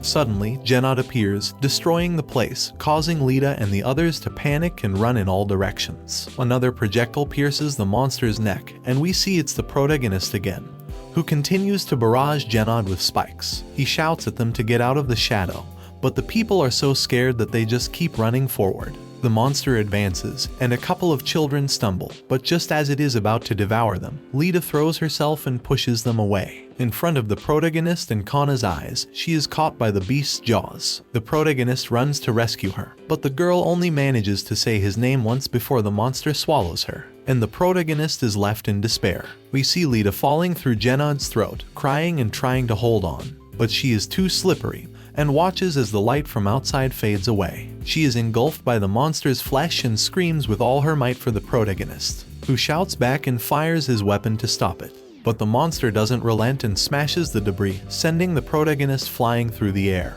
who continues shooting as he falls, and as soon as he touches the ground again, he continues his pursuit, shouting for his sister. In his escape, Genod grabs a boat and throws it at the protagonist, but it misses him. But when he looks up, he sees that the monster has thrown more at him, and unable to dodge, they fall on him. Kana arrives at the scene, shouting for the protagonist as Genod moves away, and the protagonist, severely injured with his last moments of consciousness, sees him submerge and disappear into the depths. He then says his sister's name and collapses onto the debris. In the darkness, the protagonist hears baby cries, and then we see a newborn Lita. The protagonist recounts that she was a healthy girl, and it was their mother who gave her the name Lita. We see the whole family, and the baby in her mother's arms. The protagonist tells that the little one cried as if she wanted all the sea monsters to hear her. And we see the young protagonist saying that the monsters will appear if she keeps crying, so he asks his mother to make her stop. But instead, she asks him if he wants to hold her, and she hands her to him. Instantly, Lita smiles and begins to laugh, which brings joy to the protagonist, and he tells his mother to watch her. But then we see his mother's hand fall lifelessly on the bed, and his father crying over her body, which doesn't move and has closed eyes. So the protagonist screams desperately for her, and there he tells that his mother died after giving birth to Lita. Then we see the family on the boat, where Lita plays with her father, but the protagonist remains isolated and with a gloomy expression. His father asks him to watch over his sister while he goes hunting. But annoyed, he asks why he should do it. His father explains that they ran out of food, so he needs to go diving to get more, and it will only be a moment, but the protagonist doesn't respond. So his father tells him that he has to take care of her while he's away, and that he counts on him. Then he dives, saying he'll be back soon. The protagonist recounts that he resented his sister for taking his mother away from him, and we see the girl approaching him with tenderness, but he only pushes her away. This upsets the little one, who then walks away, and the protagonist thinks that his mother would still be alive if his sister wasn't there, if she hadn't been born. When we see Lita dangerously approaching the edge of the boat, and she is teetering on the verge of falling, the protagonist's father emerges from the water and announces his return as he climbs aboard the boat. But he doesn't see the protagonist anywhere. Concerned, he goes inside to look for him, and that's when he finds him sleeping alongside Lita, embracing her tenderly. This moves his father, who approaches and covers them both with a blanket, and the protagonist recounts that little Lita, who resembled their mother so much, was actually too adorable for him. In a scene change, we return to the present, where the protagonist wakes up thinking about his sister. We see him lying in the middle of a room full of other injured people, including Sonia, who is taking care of him and sleeping beside him. Then the protagonist quickly gets up with a distressed look. Sonia tells him that he finally woke up, but then she sees him standing up and staggering, trying to leave. She tells him to wait because he shouldn't move yet. There, the protagonist reflects on all the confidence he gained from training with Kana all that time. He believed that he had become stronger, and we see an occasion where a group of men were bothering Lita. He confronted them single-handedly, and after a tough fight, he managed to defeat them and make them flee. He says that he always wanted to see for himself how strong he had become. We see Lita tending to his wounds from the fight, telling him that now no one wants to get close to her because of him, and if he is being too protective. But he only responds by asking her to let him know if someone is bothering her, and looks at Kana, who was observing them. Then we see the scene where the protagonist told the harpooner that he was ready to fight, but the place was too peaceful, and she asked him if he wanted to prove himself or just show off his strength to others. The protagonist remembers when he killed Genod's offspring and says he thought he was strong enough. He thought he was ready, but he remembers his first encounter with Genod and says that when he saw the monster, he froze and couldn't move. And he became a 12-year-old again, filled with fear and thoughts of fleeing, just like back then. So he knew he hadn't improved at all. The protagonist reaches the entrance of the compound, and the legs of someone in front of him make him raise his gaze. There, we see that it's Kana, dressed in her harpooner gear. Then the protagonist breaks down in tears, saying that he couldn't protect Lita. The girl remains serious, but the protagonist collapses to the ground and repeats over and over that he couldn't do it. But then Kana buries the protagonist's sword in front of him, causing him to look up. The girl then tells him to take his weapon and stand up, and with a dark and intimidating aura, she tells him that they have to tear those monsters apart. We have a panoramic view of the port again, with buildings in ruins, destroyed and stranded ships. Survivors are helping to remove the bodies and assist the injured. The cook, along with others, has prepared a large food stand to feed the refugees. At that moment, a voice from a megaphone interrupts them and tells them not to lose hope. It's the chief, who tells them he will be with them until the end, and they will recover from this no matter what happens. So they must be strong and rebuild. This moves the villagers, who break down in tears and run to embrace the chief to thank him.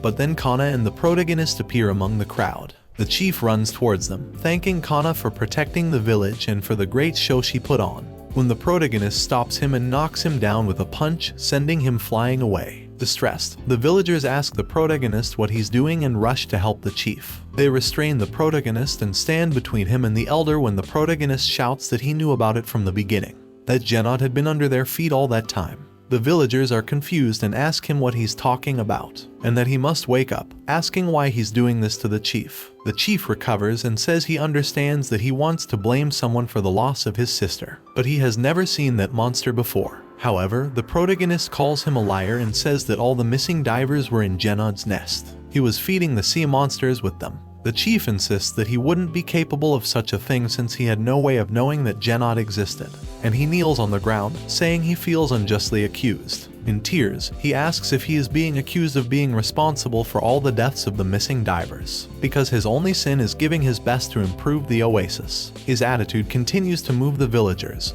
who tell the protagonist that it's enough, but he continues to growl when a sharp screech hurts everyone's ears, interrupting the confrontation. Then we see that it came from the village speakers, which start broadcasting the conversation the chief had with his assistant when they were informed that the exploration group's submarine had been out of contact for 3 hours, and how he was sure that the village would forget everything in the 6 months that Genod would remain inactive after devouring the divers. Upon hearing this, the chief is stunned, and with looks of anger and resentment, the villagers turn to look at him, surrounding him. Someone can be heard asking if that's all that was recorded, and someone answers affirmatively. This infuriates the chief. Then we move to his office, where we see the assistant kneeling at Mao and his group's feet. He tells them he never asked for that and pleads for them to let him live, because all he did was pass on messages to the few newcomers the chief chose, telling them about a new diving spot that nobody knew about, all on the chief's orders. Then Mao asks him what he's talking about, and the assistant reveals that the chief was the one who chose who would be sacrificed to Genod, and then he made them forget about that person. At that moment, the protagonist remembers the elder's supposed kindness, how he took an interest in him after seeing how much he had grown, and how welcoming he had been to outsiders. People start exploding in anger, asking if he was feeding Genod with them, as well as questioning him about their missing family members and if their fate was to end like this. Even the cook asks the chief if it's true, while he remains still and silent. Then, with a wicked expression, the chief asks them what would happen if that's the case. Upon hearing it, the protagonist grabs him and lifts him by the neck, calling him a shameless bastard. But the chief asks how he's shameless, and if none of them thought it was strange to have a peaceful place without sea monsters, and that such a place doesn't exist because everything was only possible because the Oasis is Genod's territory, and thanks to him, they could go diving in search of the inheritances. He tells them to look at the village and asks if they prefer to fight sea monsters every night instead of the peace they lived in, and if they believe they can live with that terror every day, because the village can only move forward if 1 or 2 divers are sacrificed, and that's how they have been living.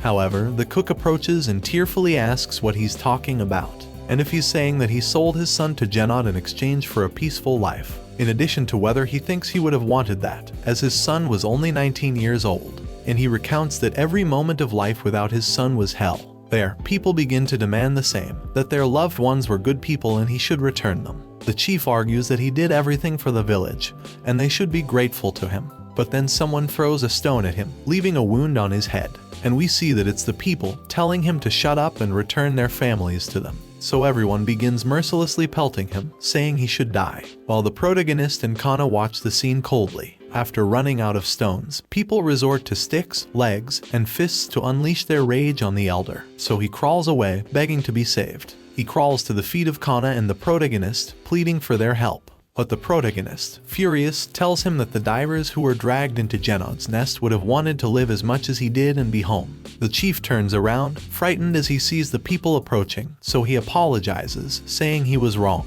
But the protagonist does nothing, and the people continue to approach. The chief then switches to begging Kana for help, but she coldly tells him that instead of taking advantage of the people's desperation for the inheritances and sacrificing them, he should have thought of a way for everyone to survive. So the real monster there is him. Then the old man receives a hard blow to the back of his neck, causing him to collapse, and the furious mob starts beating him again. Suddenly, the chief says that the people who were taken by Genod are still alive. This surprises the people, and the protagonist steps forward to stop them. And he lifts the chief, asking him what he means by saying they are still alive. There, the old man explains that Genod doesn't immediately eat its prey. Instead, it takes them to a kind of food storage first, and if they're lucky, they will be there for up to a week. This leaves the protagonist stunned with the possibility that the villagers and Lita might still be alive. The people scream and cry, hopeful that the chief's words are true. Another villager accuses him of lying and says he only says it to save himself. But the old man says it's true. Kana approaches him and asks how he knows that, and then the chief reveals that it's because he was the first person to come out alive from Genod's nest. This surprises everyone. The old man then recounts that he was a citizen of Union Hong Kong. Their ship ran aground during a strong typhoon, forcing them to settle and build a village upon the ruins. They survived until one day they were attacked by Genod. However, when they woke up, they found out they hadn't died but were inside the monster's nest. There we see the young chief asking one of his companions if they are okay. Suddenly, something enormous emerges from the water behind him, and when he turns around, he sees a massive tentacle. It nearly grabs the chief, but he manages to avoid it. Instead, it takes one of his companions' bodies and takes it into the water. The chief then explains that Genod not only eats people but also lays its eggs inside a host to breed its offspring. And somewhere in the refuge, it has a cultivation area. We see the diver from the past being taken and swallowed in what appears to be an incubation area full of biological capsules, where people are turning into monsters, and how the chief managed to swim away while the tentacle was distracted looking for more bodies. He says he was the only one who managed to escape that place. This disturbs Kana, as she thinks there are still survivors down there.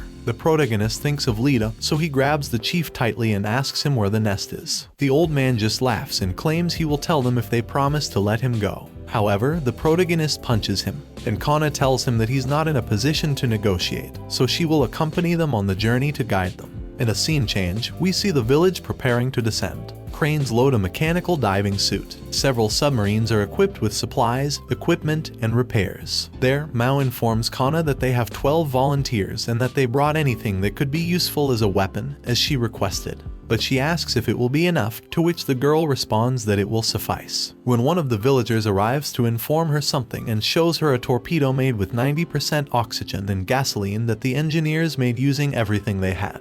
They ask her to shoot it into Genod's mouth for them, and she says she will do it. Meanwhile, another villager approaches the protagonist and gives him harpoons made with venom from the poisonous sea serpent. They are so potent that they should be enough to knock out a whale, so they hope they will be useful against Genod. The protagonist takes them and thanks them, as we see that all the villagers have gathered to give them their belongings, including a dagger that one of them sharpened that morning, and fish and medicines they prepared for them. Then, a trembling woman approaches the protagonist and tearfully begs him to please save her husband.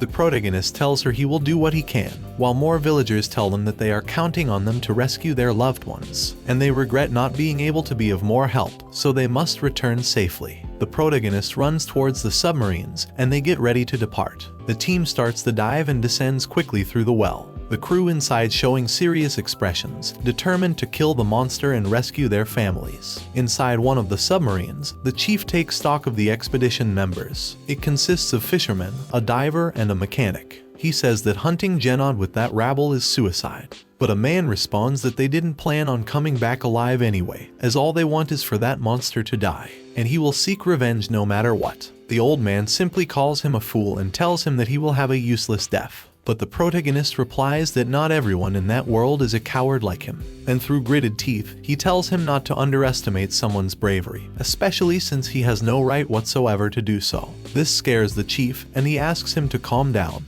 However, Sonya thinks he's not wrong because entering a nest of sea monsters with novices is indeed suicide. Moreover, it's not an ordinary monster but one of the 7 demons of the sea, something they can't easily fight, considering that the only people with battle experience are her, Kana, and the protagonists, so the other 9 will only get in their way. There, she notices Kana and realizes from her tattoo that she is a 3-star harpooner. She wonders how the hell she plans to fight Genod with that inadequate group as backup and if they can trust her. At that moment, Kana tells the protagonist to calm down because they need to keep a clear head to think. And then she gently caresses his head, instantly calming the boy. But this triggers jealousy in Sonya, who asks in her mind what the hell she thinks she's doing. And she tells her to get her hands off him. We see the 2 submarines continuing their descent, and they are informed that they are almost there, so they must prepare to dive. As they rise, Sonya takes the opportunity to hit Kana with her arm. The divers put on their equipment, and in his mind, the protagonist encourages Lita and the survivors to stay alive and be very careful. In a scene change, we see the depths of the ruins, and we move through the rubble and pipes to an area where a bunch of bubbles appear on the water's surface. And we see that it's Genod, emerging from the water on a concrete platform. The monster contracts its body upwards, and when saliva starts coming out of its mouth, it opens it and regurgitates all the villagers it had swallowed. They fall covered in slime and unconscious onto the platform. Among the pile of bodies, we also see Lita unconscious. The team of divers deploys and starts their journey until the chief tells them they have reached their destination. And that is the entrance to Genod's nest, which is another enormous and deep well. The protagonist thinks it's so deep that he can't even see the bottom. Kana asks a diver if the anchor is set, and he tells her everything is ready, including a pulley system. So, with a murderous look in her eyes, she says it's time. Before descending, Kana warns them that they cannot turn on the flashlights until the fight has begun because the monsters will attack anything that has light. And she orders everyone to be ready in their positions, so the divers hurry. But she tells the chief that she will stay there with her. Kana lights a flare and throws it down the well, and as it descends, we see that it reveals the horde of monsters inside. One of the divers descends afterward and, after reaching a certain depth, turns on the flashlight on his helmet, attracting all the monsters. One of them lunges to devour him and manages to bite his body and trap him with its tentacles. But then we see the diver starting to inflate, and suddenly he explodes, incinerating all the monsters around him. They are also riddled with spikes that were inside him. Suddenly, another flashlight turns on at the entrance of the well, causing the surviving monsters to charge towards it. The diver warns that they are coming, and retreats just as the monsters emerge from the well. However, they fail to escape and we see that they are trapped by thin threads that, when they try to pass through, cut them into pieces. The monsters don't stop and continue trying to climb up, causing more cuts in the process. But they exert so much force that the ropes become too tense and end up breaking, allowing the tide of monsters to finally escape. Then Kana lights another flare and raises it above her head. This attracts the monsters towards her, while the chief asks her what she's doing and if she can't see all of them coming towards them. But she replies that's the point, and just as the monsters are about to reach them, she says they are the bait. Suddenly, we see the monsters captured by a huge net and a mechanical device activates, pulling the net towards itself. Then the protagonist says, "Here they come," and all the divers emerge from the debris. They start riddling the captured monsters with their weapons, while the monsters can't move. Filled with fury, the humans unleash every projectile from their weapons, until the bodies of the monsters start losing shape.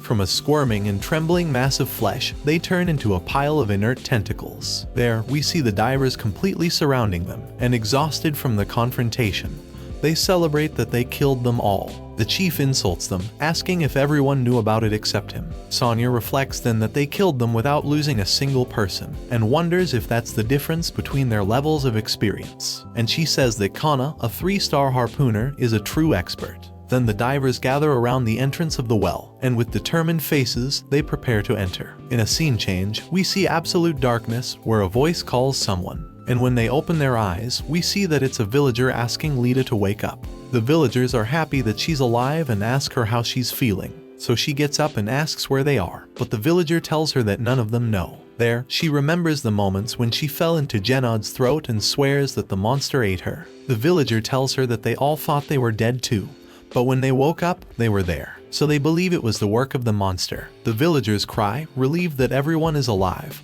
and say that now they just have to escape, and there should be an exit somewhere in the room. Suddenly, Lita hears a splashing sound, and when she turns around, she realizes it's a massive tentacle, the same one we saw in the chief's memories. It opens up and releases a viscous liquid in front of the girl. The tentacle seems to notice Lita and approaches her, causing her to tremble in terror. But then the villagers scream and start running, wondering what it is. This grabs the attention of the tentacle, which ignores Lita and snatches one of the fleeing villagers. The terrified woman sees her son and he cries out for her. The tentacle then drags her in front of Lita and she tries to grab onto her, but despite coming close, she fails to reach her, and the tentacle carries her away into the depths. Lita stands frozen, and the concerned villagers shout that there's something in the water. They try to move away, but then something else emerges behind them. When they turn around, they see 3 more tentacles capturing the villagers one by one without stopping. Amidst the confusion, the child cries loudly for his mother, and Lita appears and embraces him from behind.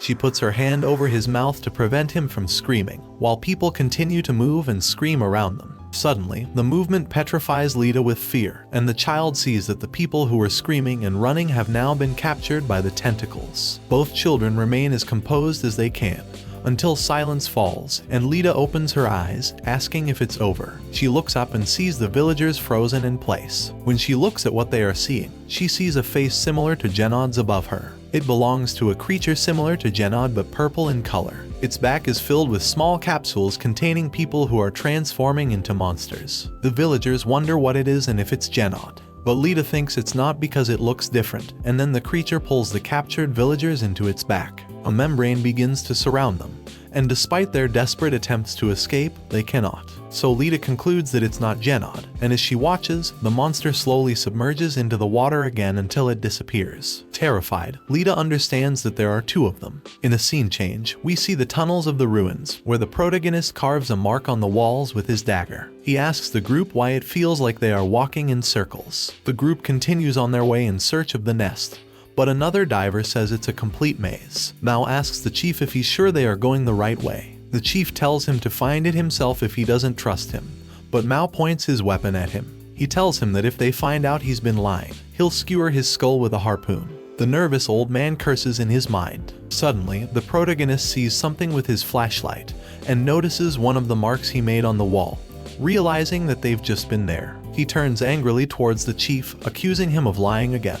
The mechanic asks if he did it on purpose, but the old man says he didn't. He says it's not his fault that he doesn't remember something from so many years ago because at that time he was too busy running away to remember the way back. But he assures them that once they get out of that place, he can find it. But the divers don't fall for his trap. Sonya asks Kana what they should do when one of the divers hears a splashing sound coming from one of the tunnels. He points his flashlight in that direction and sees what appears to be a shark fin. When he asks what it is, suddenly the fin starts getting closer to him. The fin turns out to belong to a shark-headed monster that knocks down the diver. It continues its charge until it hits the wall and finds the chief's leg. It bites the leg, causing the old man to scream in pain. The divers open fire at the monster, but it hits Mao with its tentacle, smashing him against the ceiling, just like the mechanic. So Kana and the protagonist draw their swords, and in perfect coordination, they decapitate the creature with a clean cut from their weapons. The severed head falls into the water, splashing water and blood in front of the chief. Its jaws still attempting to bite despite being separated from its body. Mao, tired, wonders what that is. The chief screams in pain from his leg wound and says he can't move.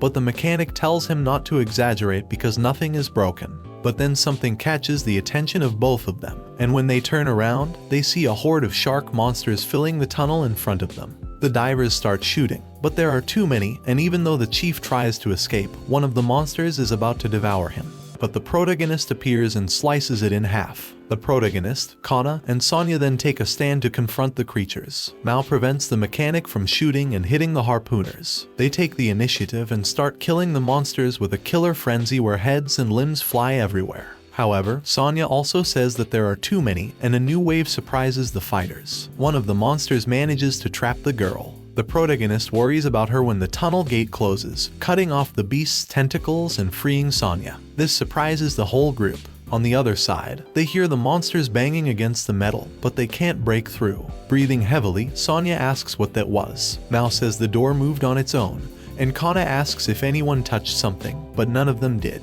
Then they hear footsteps behind them, and when they turn around, they realize it's a pair of children. One of them with her hand on the bracelet on her wrist. Sonya is surprised that they are children, and the protagonist asks them if they were the ones who closed the door. They say yes, and ask back if they are from the outside like Gongti. Upon hearing their companion's name, Sonya runs towards them and asks if he is alive, and they say that she must be his girlfriend, to which she clarifies that she is not. Then they say that they were waiting for them and ask them to come with them. The group is still in shock, so the protagonist asks Kana what to do. She says they should go with them since they seem lost anyway, and she looks at the chief, who looks away, embarrassed. So the children start walking through the tunnel with the group of divers following them. Back in the incubation room, the water remains calm, and the villagers are still alive. One of them trembles in fear because he thought he had survived, but he is still in danger and doesn't want to die. This feeling spreads among all the survivors. The child continues crying for his mother while Lita tries to comfort him, telling him that they will be rescued soon because the protagonist and Kana will definitely come for them. But another villager tells them that it's ridiculous because there's no way they will find them when they don't even know where they are. So it's all over for them. This depresses Lita, who wonders if everyone has already given up. There she remembers that she had felt that kind of despair before, and we see her encounter with the offspring of the monster that killed her father. She recounts that back then the protagonist was scared too, but despite that, he fought until the end. He never gave up, and thanks to that, they managed to survive. Then she sees a metal rod among the debris and wonders if she is capable of that too, if she can fight. When suddenly the villagers scream that the monster has returned, and we see the tentacles emerging from the water again. This freezes Lita and the child, who calls her sister, while the villagers move away as far as possible and say they will all die. Then Lita turns to the child, and with a smile and tears in her eyes, she asks him not to give up. She then stands between the tentacle and him, armed with the metal rod, and she shouts to everyone that they will survive no matter what, which surprises the villagers. The tentacle attacks and captures the girl, lifting her in the air to take her away, but she firmly holds onto the metal rod, and with all her strength, she begins to stab the tentacle multiple times until it is stained with its blood. So it slams her against the concrete, and to make her stop resisting, it knocks her unconscious. Then one of the villagers screams in anger and charges at the tentacle, causing it to release Lita. But then the man falls to the ground, and the tentacle captures him, when another villager appears, lifting a stone, and shouting at the monster to die, and then dropping it onto the tentacle. It lets go of the man and rises in the air, while a thread of blood drips from it. So the old man laughs and asks the monster if that surprised it, which in turn surprises the other villagers. Then the grandfather turns around and shouts at them, asking what they're waiting for, as even the little girl is fighting. Upon hearing this, they regain their morale, so they grab any debris that can serve as a weapon and prepare to fight. One of them tells the boy to stay behind to take care of Lita, while the villagers move forward, and they form a barrier to protect the children from the multiple tentacles that appeared. This moves the little boy and makes him burst into tears. The tentacles rise threateningly against the humans, but they prepare to face them fearlessly. One of them even says it could be their last day, but they will make sure to fill the damn monster with holes before they go. And the tentacles begin their attack, while we see the boy closing his eyes and blood splattering around him. In a scene change, we see the corridors of the shelter, and we are told that what we see happened a few minutes earlier. The protagonist's group walks over some pipes, and there they come across a pile of large abandoned artifacts. But one of the divers tells Mao to stop drooling because they're all empty. There, the group encounters a hatch, and as they open it, they are told they're almost there. The group walks through the newly opened path and is surprised because on the other side they find a room filled with old machinery. Among them are submarines, which Mao realizes are very similar to the ones they use. Then they stop in front of a human-sized door, and when it opens, they see a man sitting in the middle of what appears to be a control room. So Kana asks him who he is. He turns around, and we see that he is an old man armed with a conventional bullet pistol. He tells them he is the director of that shelter, named Taishan. He welcomes them to the Matmata shelter and explains that they are the last survivors in the area, and that the protagonist's group are the first outsiders to come there in a century. This surprises Mao, who asks him if that means they have been there all that time. Taishan starts asking them where they are from and what the outside world is like, when suddenly he thinks about the possibility that they are from Earth, and if it has finally returned. Kana asks him if he means the concrete islands, but excitedly, the old man tells her he means the earth, the dirt, where grass and trees grow. But Mao intervenes between them to push Taishan aside and asks him what he's talking about because the world is covered in water, and there is no land, which Kana confirms, telling him that everything is water and they come from a village on a concrete island. This causes Taishan to collapse because he had hoped it wasn't like that anymore, just like the children. Then the leader asks him if he really survived the great immersion in that place. But Sonya approaches the boy with desperation and asks him where Gongti is, to which the girl responds by pulling back a curtain, revealing that the unconscious harpooner is behind it. And Sonya runs to him. Taishan explains that he is stable, and although he lost a lot of blood, the injury was not serious, so he should be able to get up soon. The protagonist is relieved that he is safe and hopes that Lita is the same, when suddenly Sonya hits Gongti in the chest and tells him to get up, and then she pulls his hair while yelling at him that they must avenge Jocko. Kana tells Taishan that they need his help because they are there to kill Genod, and the old man is surprised that they call the monster that. So the harpooner asks him if he knows where its nest is. At first, Taishan hesitates because he doesn't think they can kill Genod with those numbers, but he tells them that he knows why they are there and presses a button on the console. It projects on the screen the image of the monster's incubation zone, where the villagers and Lita among them can be seen, and the old man asks them if they want to save those people. This surprises Kana and the protagonist, who sees his sister as well as the divers, who are glad they are alive, and the leader also celebrates because he told them so. The protagonist bursts into tears upon seeing Lita alive, and thanks that it's not too late yet, so he tells her to hold on because he's coming for her. The protagonist turns around in a hurry and asks the old man where it is, and he tells him that he will help them if they are there to kill the monster. In a scene change, we see the submarines that the group arrived in, where the divers who stayed to guard them secure them to the ground with anchors. They finish their work and say they will go back inside to wait for Kana's signal, when a sudden movement catches their attention. They immediately hide and prepare their weapons, wondering what it was, when we see that it's Genod, who approaches the net full of corpses of its offspring, and roars furiously after examining them. The sound is so loud that it damages the divers' ears, and they wonder what Genod is doing there. The monster destroys the net to release its offspring when it notices the presence of the divers and proceeds to devour them as they try to escape. We see the environments inside the shelter that the group passed through, and them crossing a bridge between sections. Mao is surprised because he never imagined there was something like that underwater. There, Taishan tells them that it used to be a city on land, but due to the incessant rain, their ancestors prepared the shelter in anticipation of the immersion, and they built a city in the heights, praying for the rain to stop. It was designed for the underground city to endure even if the upper areas were submerged, and we see people living comfortably inside, while Taishan says it was a paradise where they survived together, while dreaming of the day when the earth would return to what it was. But everything changed when the monster attacked, and we see Genod emerging for the first time in front of humans. Taishan tells that they fought hard, but it wasn't enough, as over time, most of the ammunition became useless because they were wet. And as we see the skulls that the protagonist and Sonya found the first time, the old man recounts that everyone ended up dying because of the monster, and in the blink of an eye, their paradise turned into a hell. In addition, every time they went for provisions, they lost more and more lives because the monsters waited for the search groups and ambushed them, setting traps as if they knew what they were looking for, and they were the ones being hunted in the end. So Taishan asks the group if they are sure they can kill it, to which Mao responds enthusiastically, saying that of course they can because they have Kana with them. Then we see the girl in the control room, opening the door for her grandfather so they can pass. The group exits and prepares to cross another bridge, which we see is in a huge pit where multiple sections connect,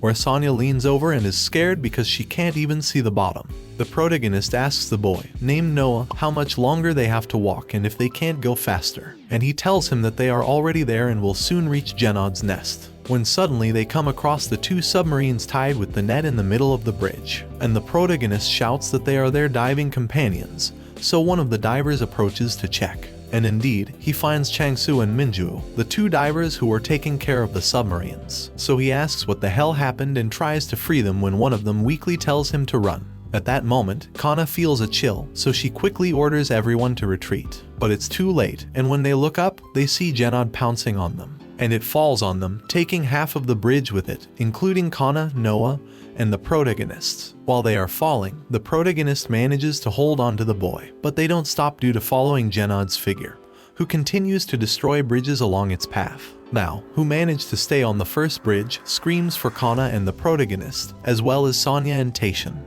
But then the harpooner detects movement behind her and sees that it's the monster's offspring descending through the pit, so the group retreats inside the tunnel and shoots at those trying to enter. However, there are too many of them, and soon they start gaining ground against the divers. Deep in the pit, we see that the protagonist and Noah manage to fall onto the remains of a bridge. The boy gets up in pain and hears Kana calling him through the radio. He looks around the wreckage and asks her where she is, but she says she is much further below him, and she asks what happened to the others. The protagonist looks up and tells her that he thinks they are way above both of them, and at his level, only he and Noah are present, so Kana says it's a relief. The protagonist tells her to hold on and that he's going to descend, but she simply responds that Lita comes first. We see her bloodied arm as she tells him that she will catch up later, and to go for Lita. The protagonist tries to refuse, but she tells him that there is no time, so he agrees and asks Noah to show him the way. Kana repeats that there is no time, and we see her alone facing Genod, to whom she says that it's time to end this. The battle begins, and the monster wraps its tentacles around the bridge to destroy it, and it starts to detach from its supports, but this doesn't stop Kana. While remembering the good times with Lita, she angrily reproaches Genod for daring to take the girl away from her right in front of her,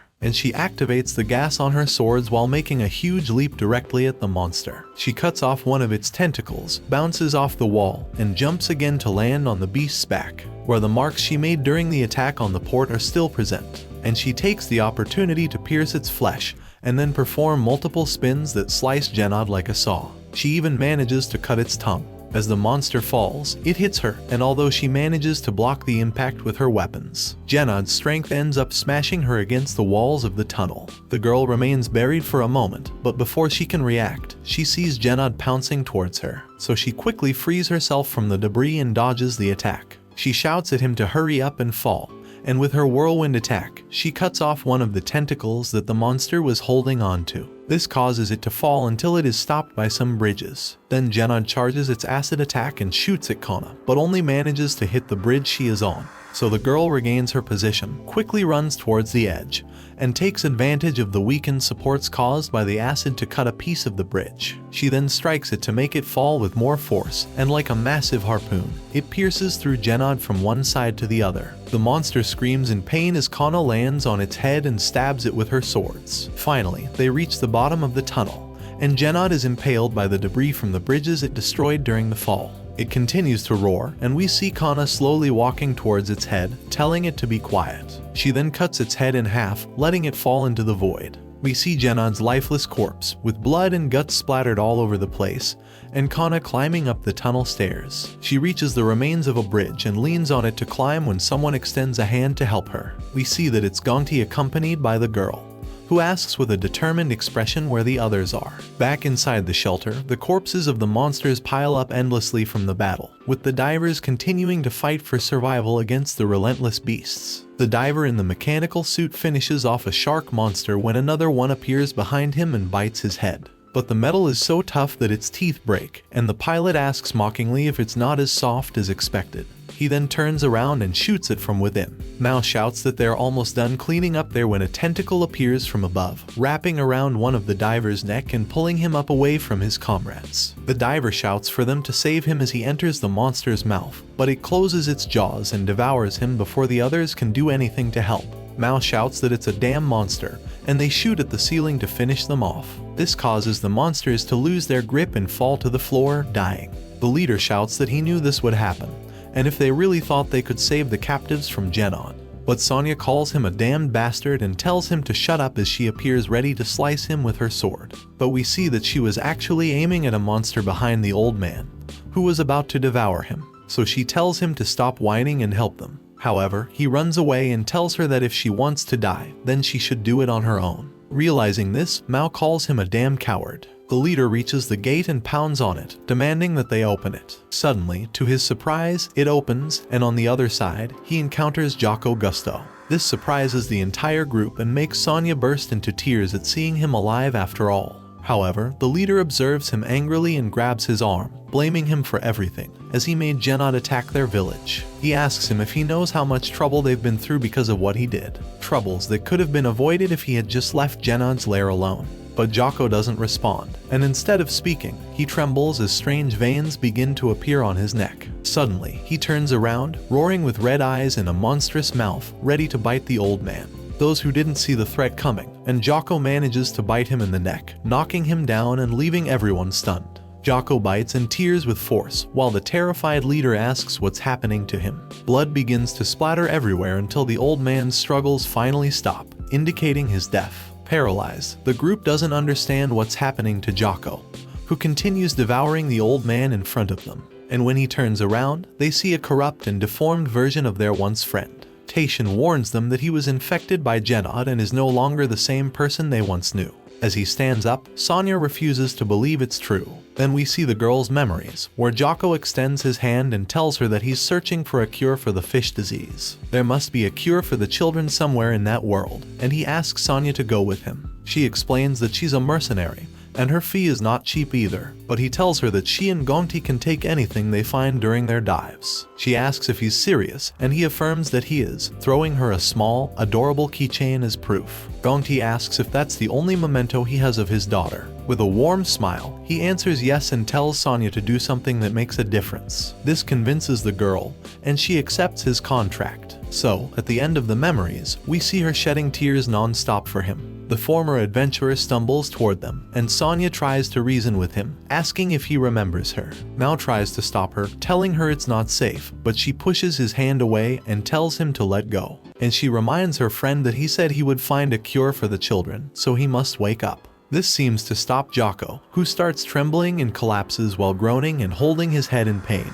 But then he screams, and we see his suit exploding as his body expands, now turning into a monster with tentacles and purple skin. Immediately, he lunges at Sonya and bites her arm. Desperately, she screams his name and begs him to stop, but the monstrous man doesn't cease biting no matter how much she pleads, until he tears off a piece of flesh, making her scream in pain. Then Kana appears, cutting off one of his arms, causing him to scream as well. Dongti also shows up and rushes to attack the monster, but she stops him and tells him not to do it. She explains that it's not a monster but Jocko Gusto, which makes the harpooner pause and look at his face. He asks if what he sees in front of him is him, while wondering why this happened. Suddenly, Jocko is impaled through the chest by Kana's sword, causing a torrent of blood to spray toward the harpooners. If you've made it to this part of the video, let me tell you that you've been one of the few people to get here. So, comment the word Leviathan in the comments. Remember to subscribe so you don't miss any videos. That being said, see you in the next video.